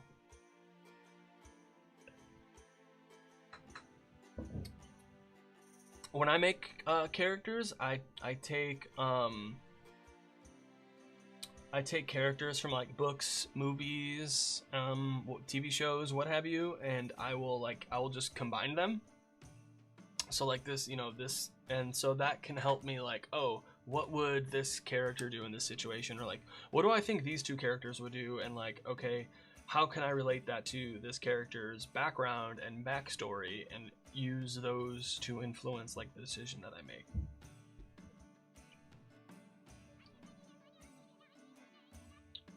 I see alignment as being more for the party, not the individual characters. Oh, that's fair. That sounds kind of cool. Why are these hobgoblins in the dungeon? What is their goals in attacking the nearby human settlement? Yeah, exactly. Are they reclaiming territory? Do they seek access to the like mineral-rich hills? Now you just have going exactly, because like, and that's the thing is in Dragon of Icefire Peak, there's a bunch of orcs rampaging the town, rampaging the area, and they're not just rampaging the area because they're orcs. No, they got pushed out from where they live and are reacting to that.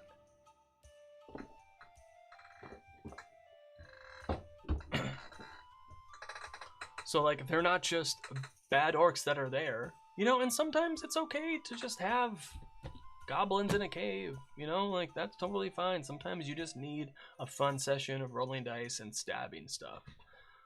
But it's also fun to have something more nuanced and stuff like that. See, like, look at these different cool orcs here.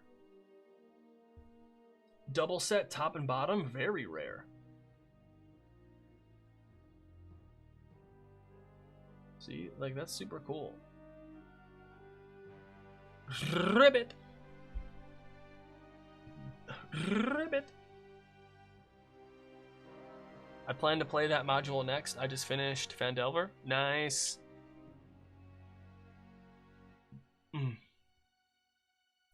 Trying to get a game started on start playing games for some people. I haven't got anyone yet, but one of these days. One of these days. Speaking of, I need to check my calendar.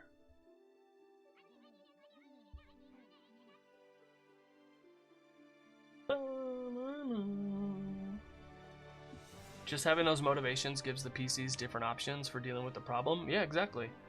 And then you can run it how the players want. If they want social interaction, if they want to negotiate, if they want to draw steel. Shing! Exactly. Dun, dun, dun. Simia.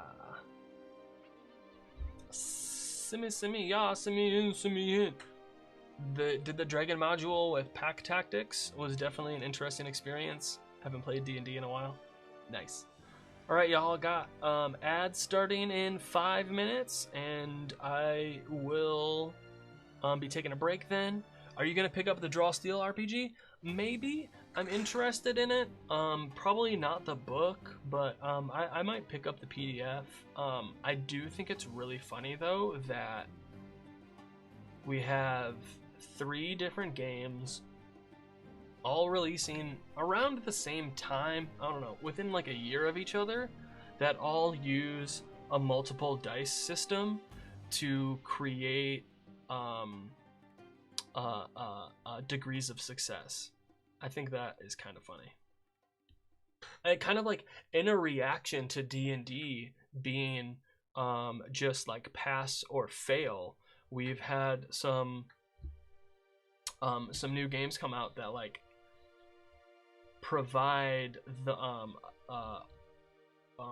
different degrees of success just using a simple dice mechanic. You know, Daggerheart, it's got the 2d12. Cosmere has the plot die, where you just add a d6 and depending on what you roll on the 6, you know, you can have a complication or an opportunity. And then Draw Steel, I believe the 2d10 is a degree of success also. Reaction to the OGL scandal? I don't think it's a reaction to the...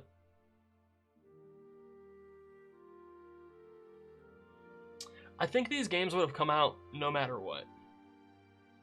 I think the timing and the like, oh, now's a good time to do this is due to the OGL scandal.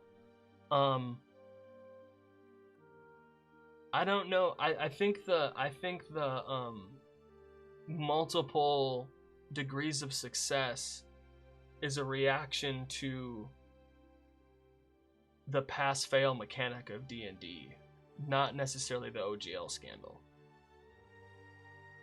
Because I look at, you know, Powered by the Apocalypse is really, like, popular, and I think the degrees of success for that is really good, But what I like about these new games is the degrees of success are a little bit more bound in the rules mechanically. And like with Daggerheart, it's as simple as gaining a stress, gaining a hope, gaining a fear, and you don't even have to actually do anything like story-wise, but something can also happen mechanically. You'll see a lot more coming out soon. If I have to guess, the OGL, yeah, no, it totally did, and I think that's great. Like, there's so many cool games. Yeah, but I don't think they needed to come out with a new edition. I think for a 50th anniversary, I think the new books are totally okay. I think they're fine. I think it's a pretty good edition. Like, if you just look at it as an edition of D&D, I think it's totally fine. I do think they biffed the 50-year anniversary thing, though. I totally wish they would have done a lot more. But what I think is happening right now is I think they're trying to manufacture the conditions that we had back in 2014 when 5e originally released, wherein they didn't really have their thumb on the scale so much. They kind of let the third-party market really flourish and provide for the community, and kind of step back from like throwing out a bunch of products all the time. And so I think they're trying to recreate that environment so that they can have another explosion again. However, I don't think it's gonna work the way they want it to. I think it can work and might work a bit, but the thing was, and they are doing this though, is they are working with Stranger Things, which I think is gonna be great. The bit of a flop that 4th edition saw a similar push, yeah.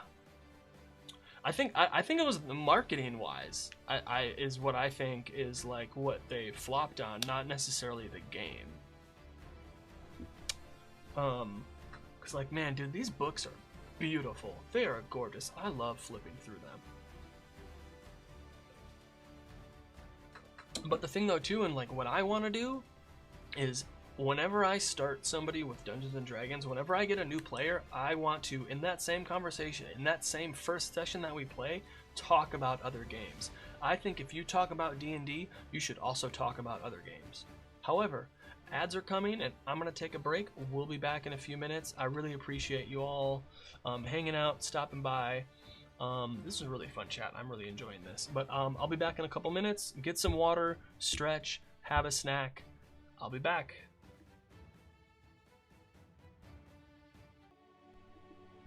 Whew. Alright, it was hot, so I took off my sweater. But I'm back now. So, like, the thing is, I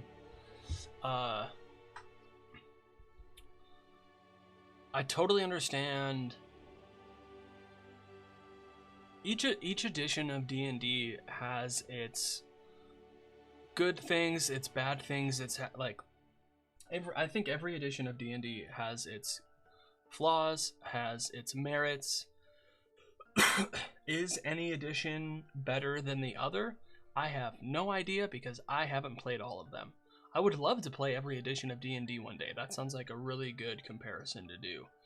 However, I think I've been running 2 2024 campaigns right now for a few months, and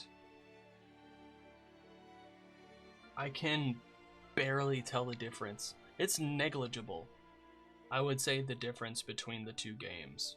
I think if you had 2 tables, one was playing 2024 and one was playing 2014, and you had no sound, the only thing that you could do was to watch them play for a little bit to tell which game was different, I don't think you would be able to tell. Yeah. I think a lot of people, Echo, feel similarly. I think I've looked at the rule books a couple of times and I'm like, yo, some of this stuff looks cool, but man, the layout and all of these things are just like, it's too much. It's like,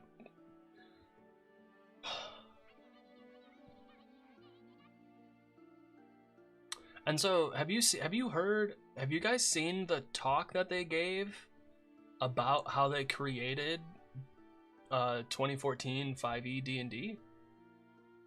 There's a lecture from Gen Con. I don't know what convention it was. It's from like 2014, 2013, 2015. Where they go over their process for how they made 2014, which I thought was interesting because they for 2 weeks they played every edition of D&D.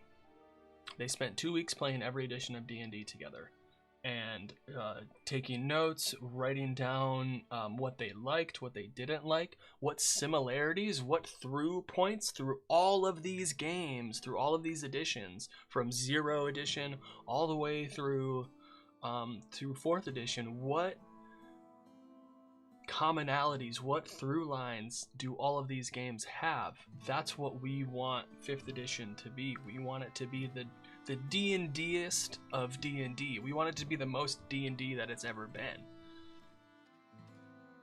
And I think they also wanted to make it easy to learn, easy to play, fun to play.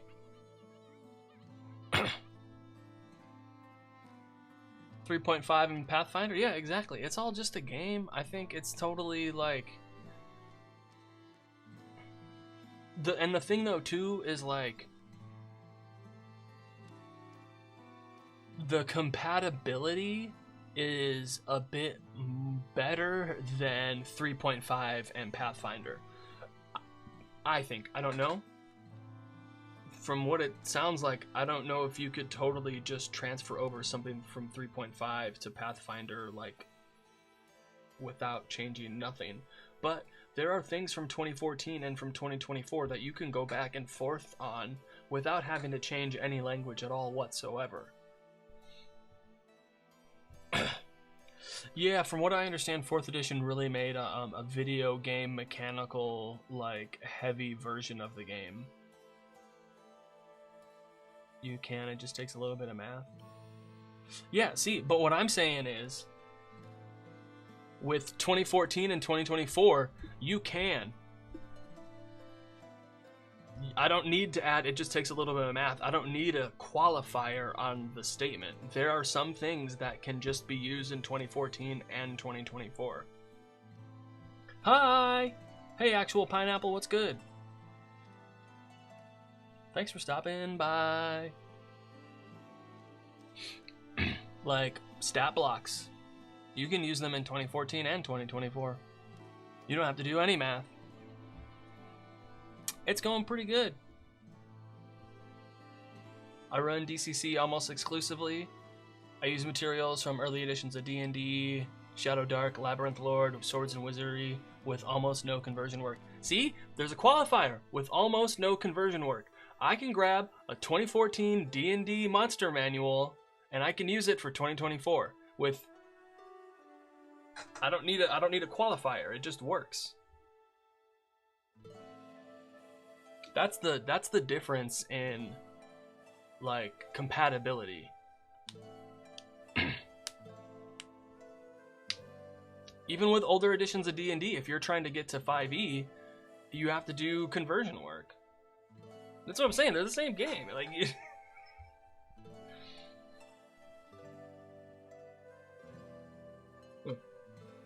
yeah, Actual Pineapple. It's going pretty well. It's a good stream. It's a beautiful Saturday. I got a new book yesterday. We're looking at Daggerheart. We should probably get back to that. It's good times. Pathfinder did have one issue with its rules, is that if it's not listed here, default to D&D. Ooh. Oof.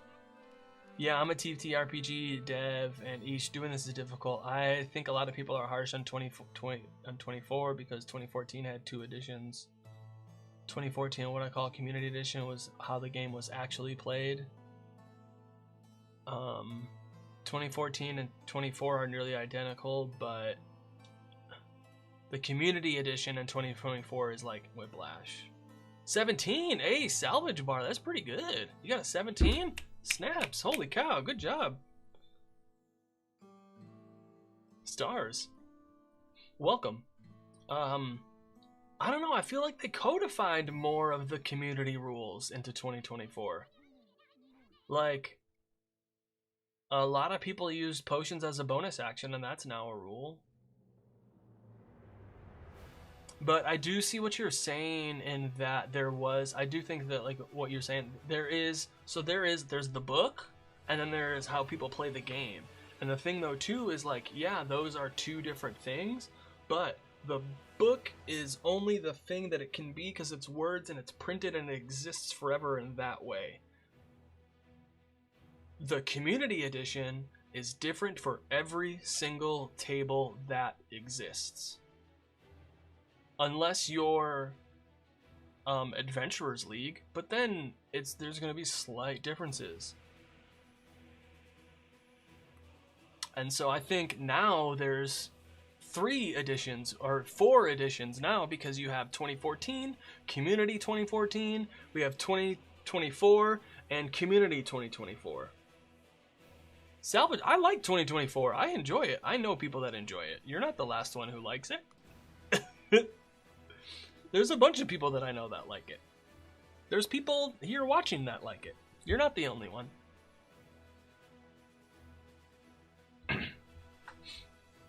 Okay, I guess not. Oh, you might just be back time.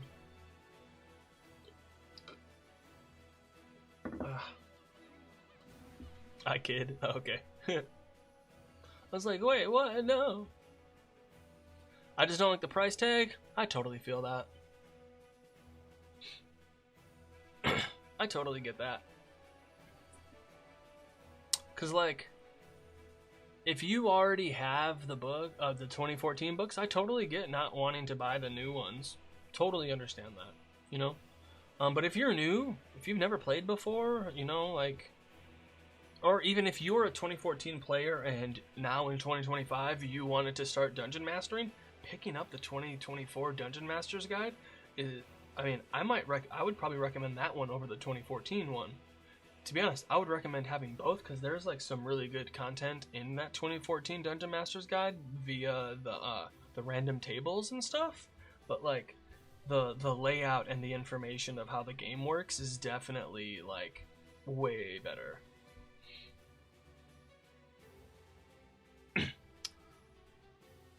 I mean, like, there is, like, you know, they did put it in the community, in CC, in Community Commons, Creative Commons, like, so that's nice. And it's just the basic game. Hopefully they expand it to more stuff, but, like, I think I said this last week, too, is, like, I think the next decade is gonna be pretty good for ttrpgs. If D&D does well, it doesn't even need to be doing fucking bangers. It can just do well. If D&D is in the top 3 for the next 10 years, and here's the thing, if 3 titles move back and forth as the top games over the course of 10 years, that's because, not because Dungeons and Dragons went down, it's because those other games got up.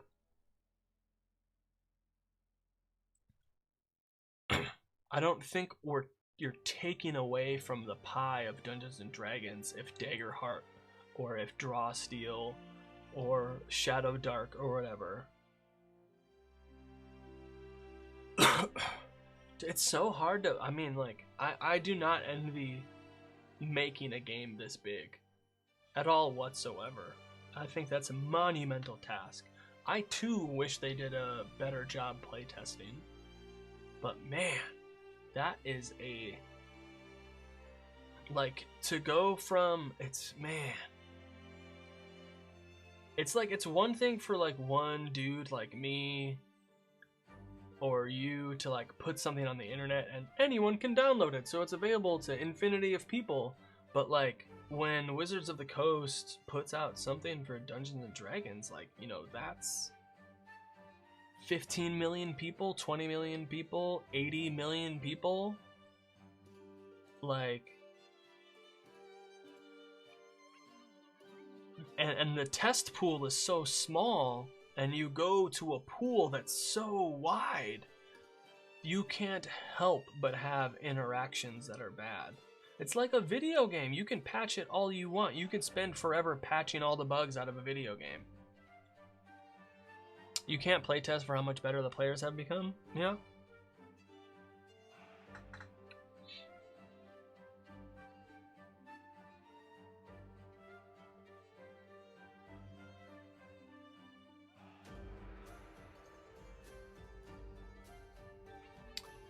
Yeah, but that's a rule in 2014 also. So like you could say that reading the 2014 rule for the first time you would feel awful and not know. So like that doesn't make sense. Software dev can attest? Yeah.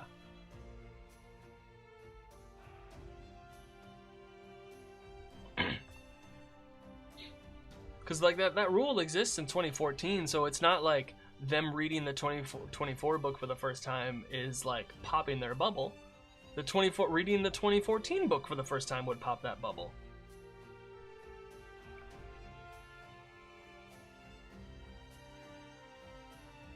And I was looking earlier, I'm glad they changed the Action Surge and Haste to not be able to do 2 spells in a turn. I'm glad they did that. So you could still bonus action a spell, but you can't do 2 action spells, which is nice. I don't know how anyone looked at Silvery Barbs and said, "Yep, that's a first level spell." No, but here's the thing: is not only is it a first level spell, it's a reaction. So now you took away their reaction. You know how many things I can do as a dungeon master to mess with them now that they don't have their reaction? That's bait. Silvery Barbs is bait. Like, they can't counterspell, they can't attack of opportunity, they can't absorb elements. Like they're yeah, you know, like I totally get. I don't know if it should be a first level spell or a second level spell. I think that is very good point though, Sama. Like, but the fact that it's a reaction, I think as a spellcaster, your reaction is usually set for counterspell, you know? But now that you have Silvery Barbs and Counterspell and Absorb Elements and a couple other things, like an Attack of Opportunity, and so like that's something that if you have a player with it, something you might need to think about, but I don't think it's anything bad. Only if you got enemy casters, yeah. But with community, people are taught rules for word of mouth.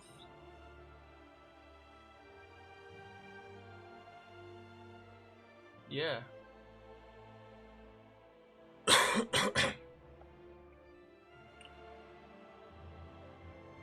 I mean, like Echo, I understand that, but that is their problem, not the game's problem. Like, not reading the rules isn't the game's problem. That's the person's problem because they made the choice to not read it. So you can't be mad for like specifically ignoring something and not knowing something and then being mad when you read it. Neither doesn't matter where the source comes from, whether it's new or old. So, you're saying you think that's where some of the hate comes from? Maybe. That could be true. I could see that, yeah.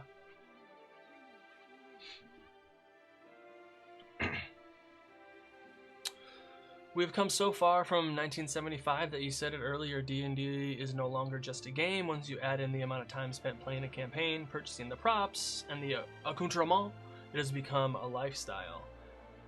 And how many are playing according to tabletop Baldur's Gate 3 rules. And that's the thing, is like I said earlier, Sama, is every table is its own version of the rules.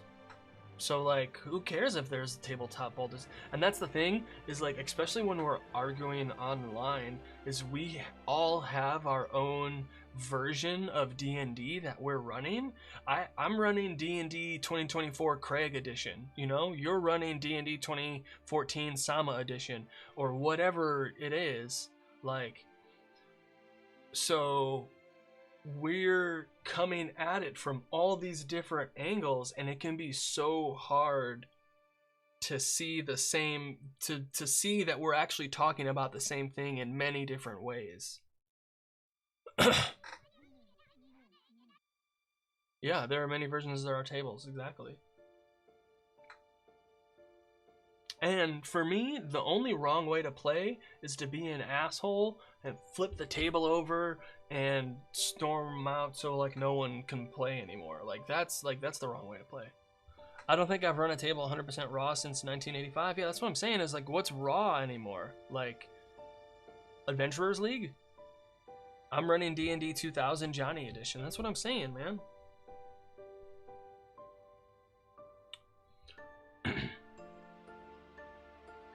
So, okay, what else do we got? And you can do mixed ancestries. Oh my god. A fungal Galapa? A fairy simian? An infernal ribbit? Oh. What is this? Is this a Clank Dragonborn? Fire licks towards a Clank Dracona adventurer who fights back, wielding electric purple energy. This is so cool. What?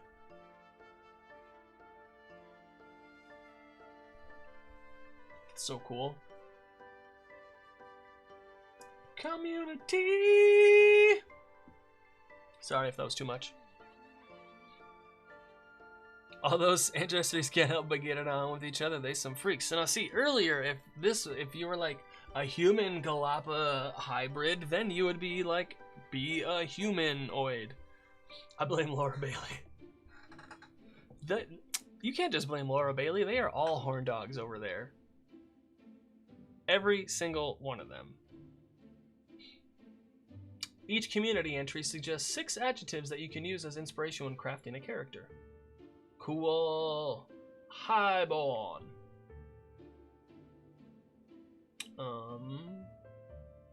Has 6 what?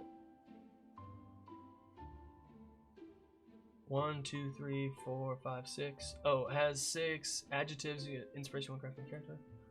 Blah, blah, blah. Bow. Okay, that's cool. I like that. There's like little ideas for personality traits, which I like to include personality traits for my NPCs. I have like a formula for one-line NPCs. It's like super helpful. The orrery that tracks the movement of the stars. Who has 6 where? Yeah, exactly. Orderborn. Oh, 6? 6. Dedicated. Community feature. Alright then. Ridgeborn. Oh, and you get a community feature too. Okay, that's cool. Whoa, the bones of an ancient dragon sacred to the inhabitants of the city. Ooh.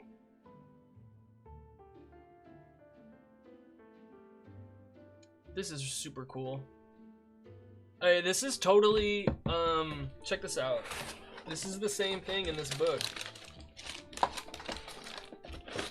You're gonna be like, wait, what?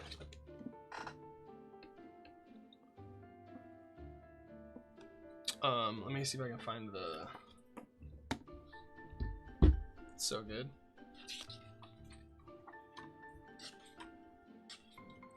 Doo-doo-doo. 82. Yeah, here we go. It's giving me similar vibes to this. Oh, I know you can't see on YouTube, I'm sorry. Or YouTube vertical, but normal YouTube can see it.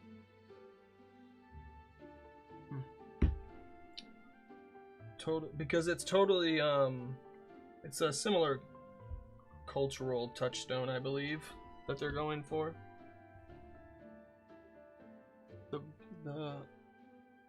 That kind of Malaysian culture. Oh no. There we go. Such a beautiful book. Okay. Slyborn. Pirate Tower? Alright. Quick Getaway. This is super cool. Underborn. Suspended Cities? That's cool. Cave spider silk can be used instead of rope to suspend these underborn homes, as it's particularly strong and lightweight. Alright, that's pretty cool, not gonna lie. Wanderborn? A nomad. Okay. Multi-family kite skimmer? That's cool. Wildborn. Deep in the forest.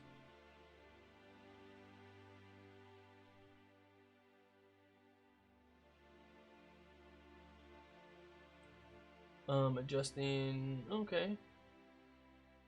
Oh, the guidance for playing disabled characters. That's nice.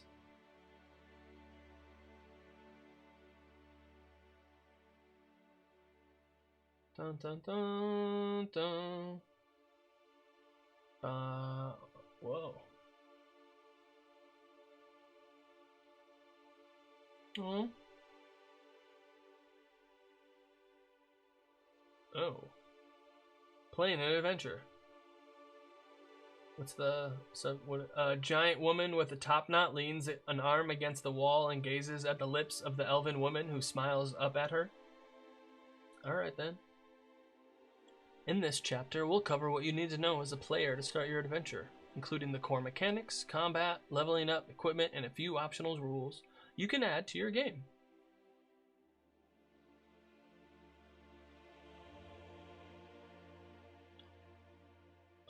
Cool. Don't really feel like going over all that. We're gonna go back to the classes. Here we go.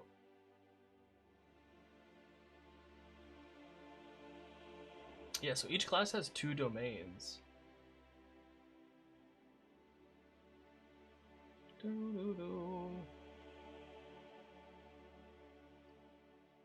Bards are the most charismatic people in all the realms.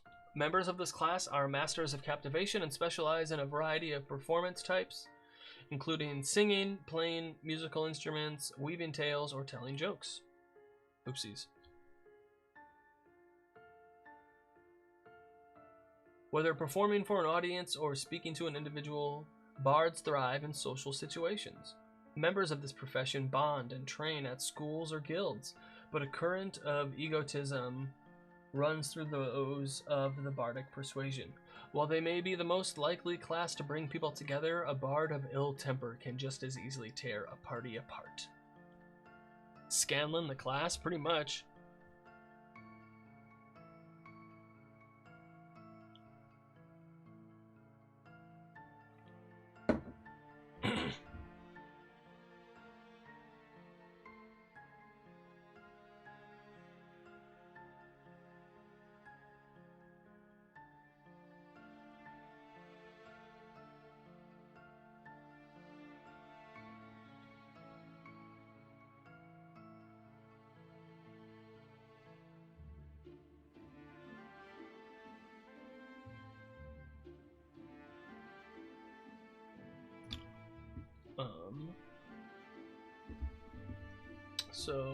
The domains, Grace and Codex. Okay.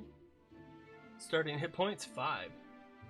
Class items, Bard's Hope feature. Spend 3 hope to temporarily distract a target within close range, giving them a -2 penalty to their difficulty.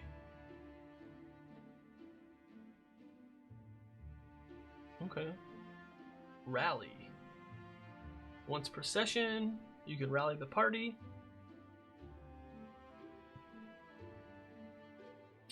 At level 1, your rally die is a d6. PC can spend their rally die to roll it. Okay, that's cool. So impressed by the art. Yeah, it's so good. Choose either Troubadour or Wordsmith.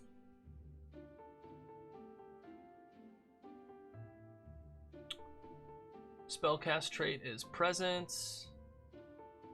Foundation feature. Describe how you perform for others. You can play each song once per long rest. Alright, that's cool. Oh, okay. Foundation feature. Okay, is that awesome? Specialization is later. Mastery is later. Okay, so you get this as your subclass. Cool. And then, what is the other one? Wordsmith. Foundation feature is Rousing Speech. All allies can clear 2 stress. That's cool. You can spend a hope to add a d4. Okay. Kind of like the other one better. Ooh. Some good background questions.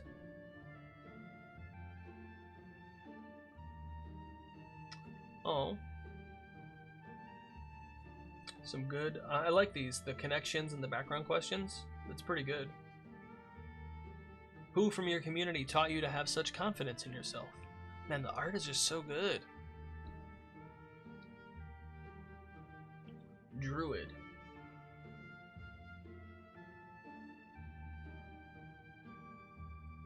Spend 3 hope to transform into a beast form without marking a stress. When you do, choose 1 trait to raise by +1 until you drop out of that beast form. Okay. That's wild. Warden of the Elements or Warden of Renewal. Mark a stress to channel one of the elements when you take severe damage or until your next rest. Oh, until you take severe damage. Okay. What? Mark a stress to channel one of the following elements. Gain a bonus to your damage thresholds equal to your efficiency. Okay, okay.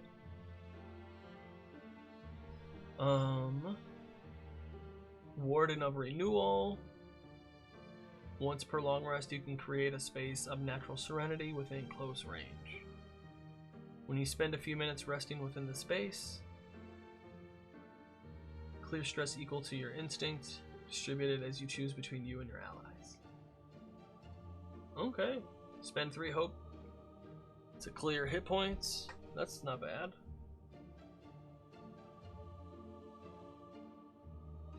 Mark a stress to magically transform into a creature of your tier or lower from the beast form list. Drop out of this form at any time. Okay, you can't use weapons or cast spells. You can talk and communicate as normal.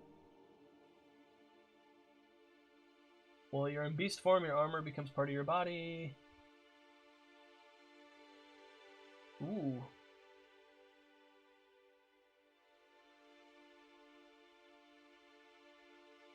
Your armor becomes part of your body. You mark armor slots as usual. When you drop out of beast form, those marked armor slots remain marked. Okay.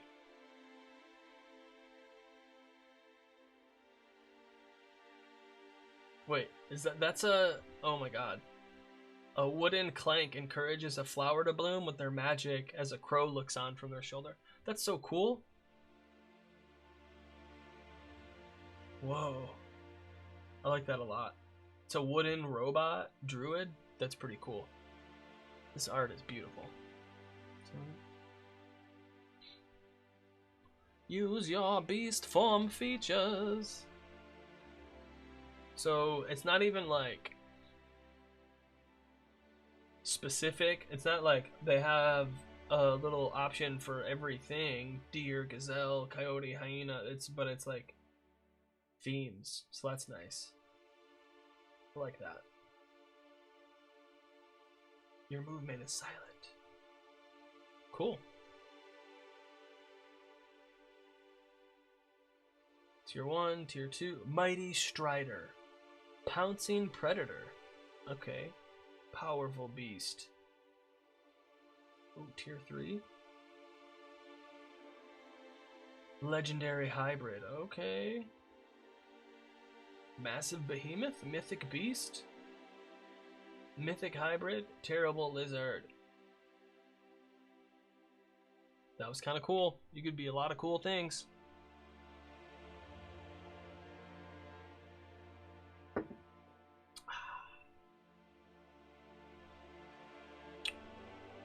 Dun, dun, dun.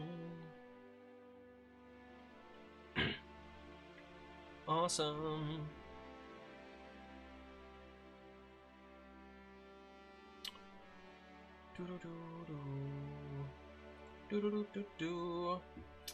The title of Guardian represents an array of martial professions, speaking more to their moral compass and unshakable fortitude than the means by which they fight. While many Guardians join groups of militants for either a country or a cause, they're more likely to follow those few they truly care for, majority be damned. Guardians are known for fighting with remarkable ferocity, even against overwhelming odds, defending their cohort above all else. Woe betide those who harm the ally of a Guardian, as the Guardian will answer this injury in kind. That's pretty good. Valor and Blade, unstoppable.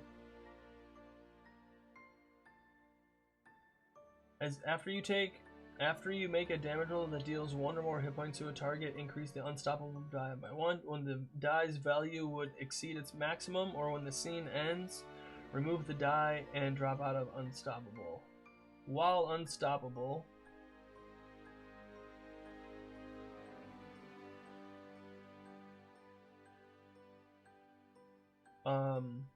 reduce the severity of physical damage by 1 threshold.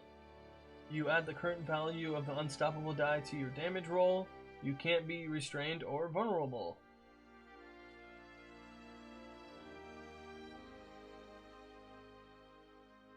Okay. Choose either the Stalwart or Vengeance subclass. Foundation features, gain a permanent +1 bonus to your damage threshold. Alright. When you take physical damage, you can mark an additional armor slot to reduce the severity. Then Vengeance. At ease, gain an additional stress slot. When an adversary within melee range succeeds on an attack against you, you can mark 2 stress to force the attacker to mark a hit point. Oh, okay, cool. Background questions. Yeah, this art's pretty good. Ranger. Ooh, look at that art. That's so good. You have an animal companion of your choice. They stay by your side unless you tell them otherwise. Okay. There's a Ranger companion sheet. Ranger's focus. Spend hope, make attack against a target. On a success, deal your attacks normal damage and temporarily make the attacks target your focus. Until this feature ends or you make a different creature your focus, you gain the following benefits. You know precisely what direction they're in. When you deal damage to them, they mark a stress. When you fail an attack against them, you can end your Ranger's focus feature to reroll your duality dice. That's interesting. That's interesting. Ranger! So, when you fail an attack, you can end your Ranger's focus, essentially Hunter's Mark, to re-roll your duality dice. Essentially, you get a re-roll, but you drop your Hunter's Mark. Interessante. When you deal damage to them, they must mark a stress. I like that a lot. What happens when you fill up all your stress? How does this game actually work?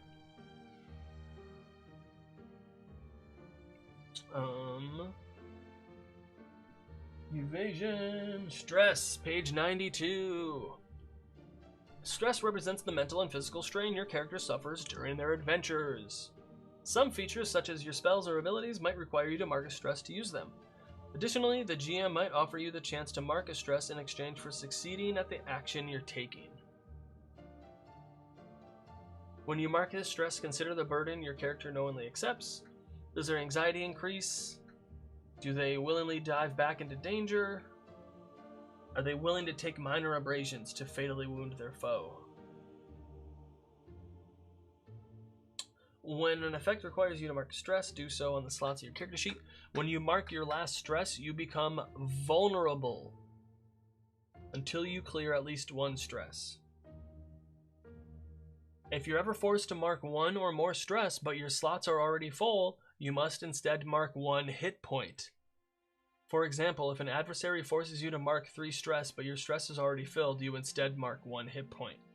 If you would take 2 stress for an enemy and you have 1 stress left, you would mark 1 stress and 1 hit point. Whoa!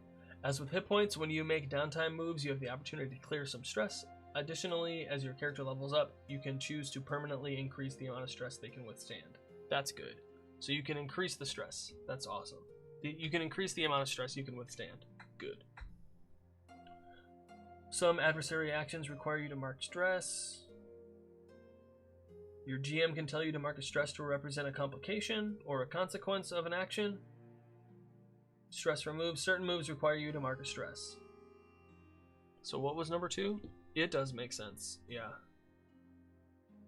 What's vulnerable on page 102? When you gain the vulnerable condition, you are in a difficult position within the fiction. This might mean you're knocked over, scrambling to keep your balance, caught off guard, magically enfeebled, or anything else that makes sense in the scene.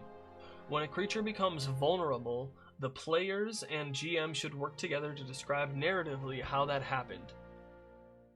While you are vulnerable, all rolls targeting you have advantage. Oof.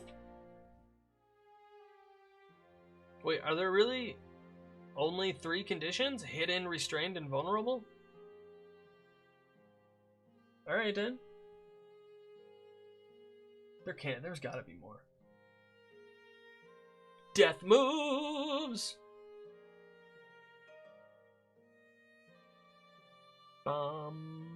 Somebody once told me the world is gonna roll me. That's a Warforged. Whoa. A sword of light bursts from the stomach of a large fungirl driven forward by a cloaked clank. Like the alliteration. Advantage represents the opportunity. When you roll with advantage, you add a d6. Disadvantage represents an additional difficulty, hardship, or challenge. When you roll with disadvantage, you subtract a d6. So they made advantage and disadvantage a d6. That's cool. That's interessante. Help an ally is different. Okay. Battling adversaries. Alright, where am I going? So we found out what stress was. So like here, this looks like a first level character has 1, 2, 3, 4, 5, 6, 7 HP and 1, 2, 3, 4, 5, 6 stress. So, but then once you have that stress filled up, you would take HP damage instead of stress. Wild!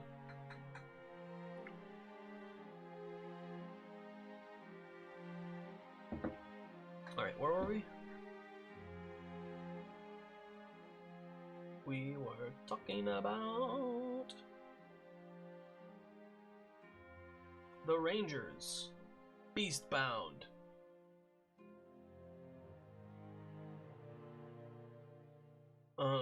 Cool. So you can deal damage and mark a stress to them. That's pretty good. I like that a lot.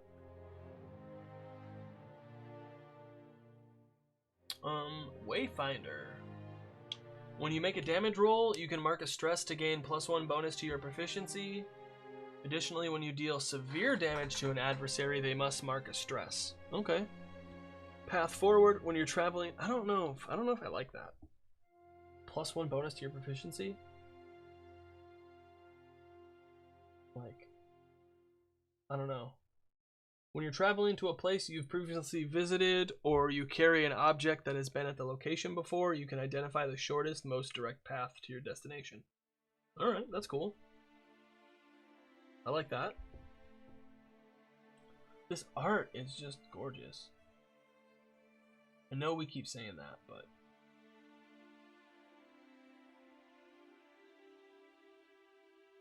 Okay.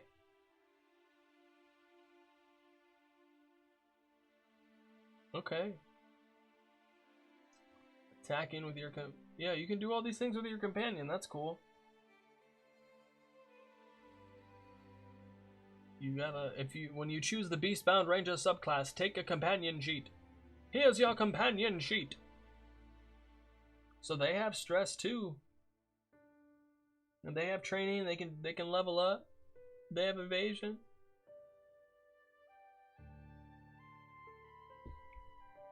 Rogues are scoundrels. Well, how very dare of you, Darrington Press.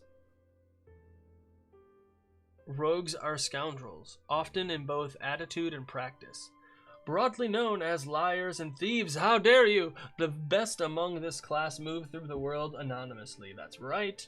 Utilizing their sharp wits and blades, rogues trick their foes through social manipulation as easily as breaking locks, climbing through windows, or dealing underhanded blows. Shank shank. These masters of magical craft manipulate shadow and movement, adding an array of useful and deadly tools to their repertoire. Rogues frequently establish guilds to meet future accomplices, hire out jobs, and hone secret skills, proving that there's honor among thieves for those who know where to look. I don't know why my voice changed. Cloaked. So you get extra hidden. That's cool. Sneak attack.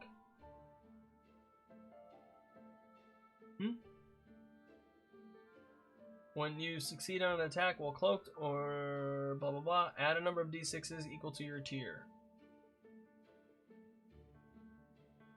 Okay. Alright, that's cool. Cause it's only Daggerheart's only levels 1 through 10. It doesn't go higher than that. So that's pretty cool. Probably. Da-na-na-na-na.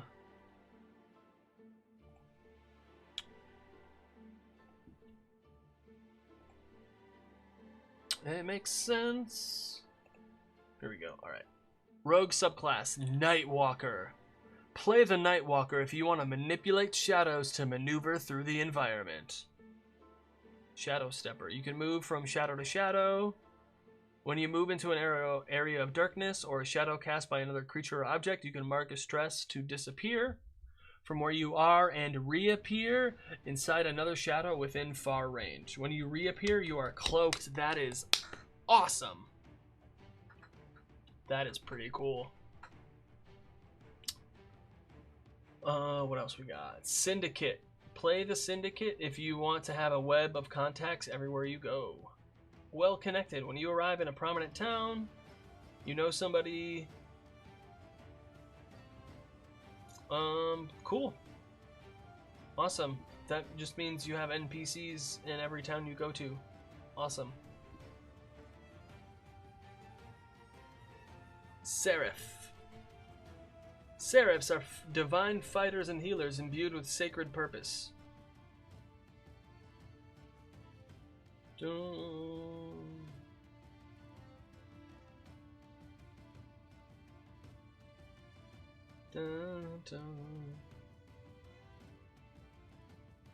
So you have prayer dice that can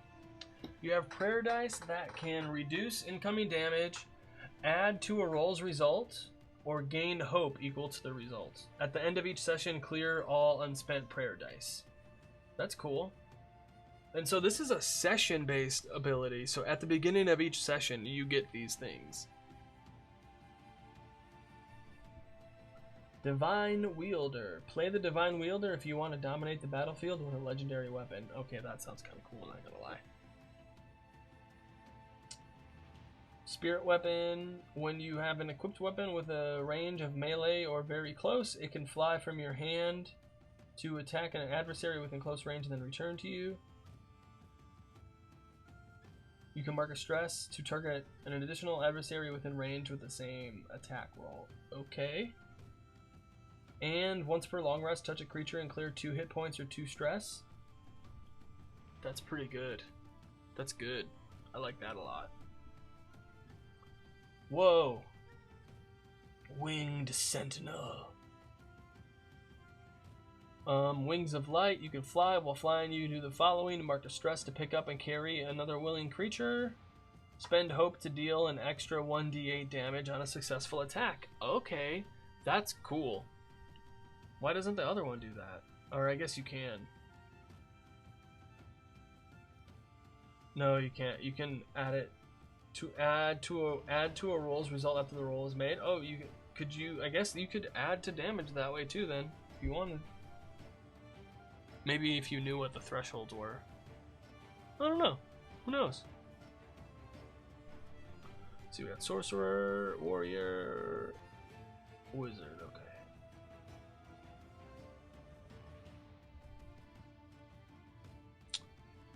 Sorcerer can sense magical people and objects within close range. Make a minor illusion. That's cool within close range.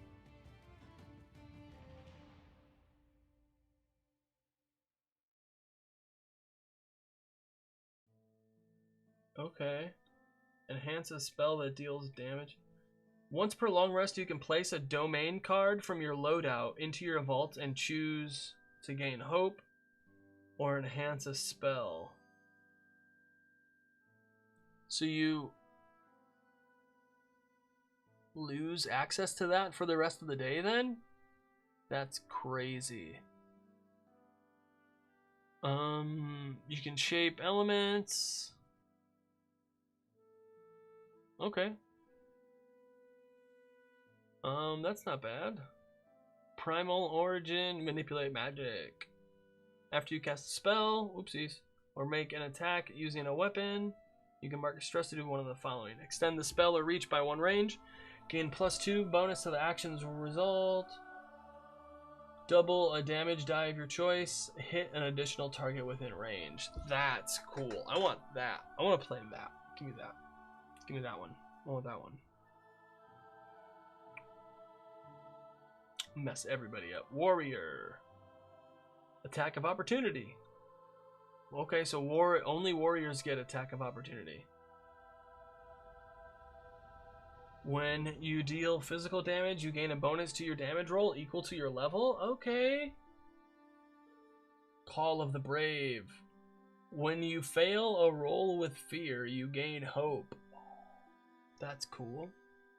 Once per long rest, before you attempt something incredibly dangerous or face off a foe who clearly outmatches you, describe what ritual you perform or preparations you make. When you do, clear 2 stress and gain 2 hope. Okay. Call of the Slayer. You gain a pool of dice called Slayer Dice. On a roll with hope, you can place a d6 on this card instead of gaining a hope and adding the die to the pool. You can store a number of Slayer Dice equal to your proficiency. When you make an attack roll or damage roll, you can spend any number of these Slayer Dice, rolling them and adding their results to the roll. At the end of each session, clear any unspent Slayer Dice on this card and gain a hope per die cleared. Whoa! I like that too. I like that a lot too. Man, this art is just so good.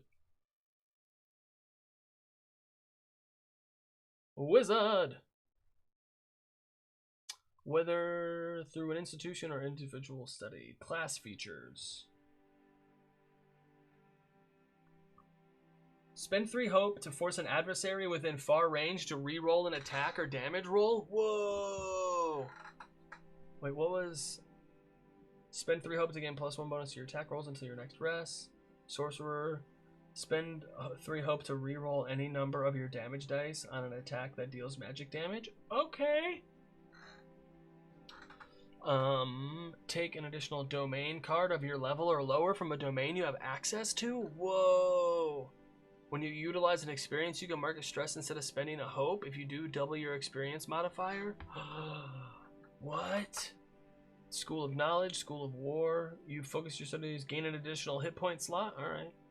When you succeed with fear on an attack roll, you gain an extra 1d10 magic damage.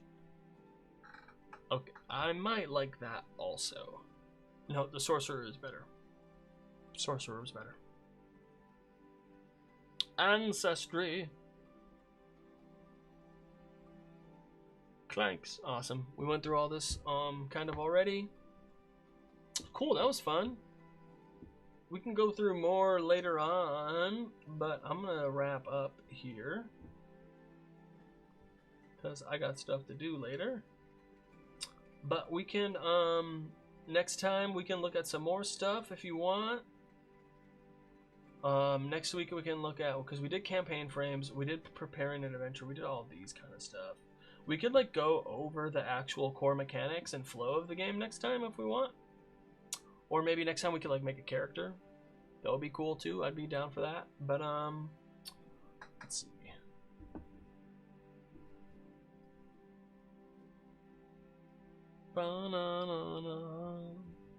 Na. Who are we gonna raid today? Yep, it is time for me to head out. Thank you all so much for hanging out with me. I really appreciate it. It's been such a nice day, such a good stream today. Okay, Matt Colville is on, so is Bob Ross, so is Nutty, so is Moon Decor. Who should I? Hey, Calamity. We'll do Calamity. So you're doing The Sims 4, that's awesome, I love it.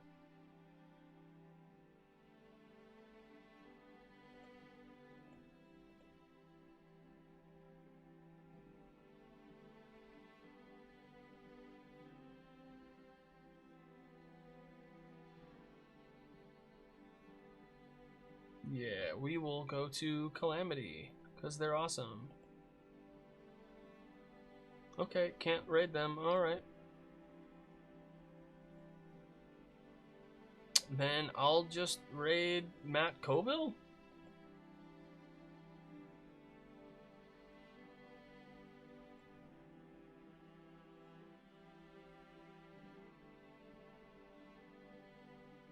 Yep, that's what we're gonna do.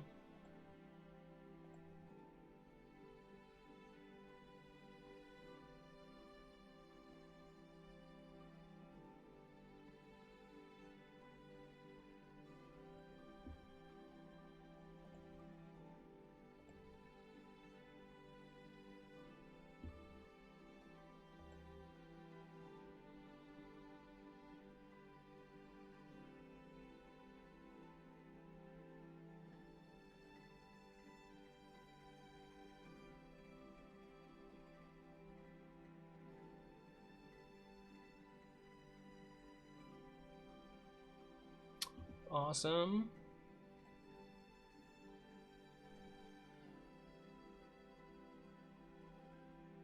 So yeah, thank you everybody for stopping by and hanging out with me. I appreciate it so much. I'll be back on Tuesday doing more stuff. I'll be back on Saturday doing more stuff. I really appreciate it. You stop on by.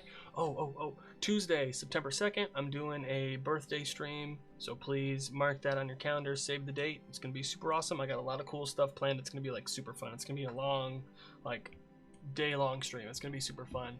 But yeah, thank you all for stopping by and hanging out with me. As always, I'm Craig of Inspiration. Good luck with your next session. I believe in you. See you in the future.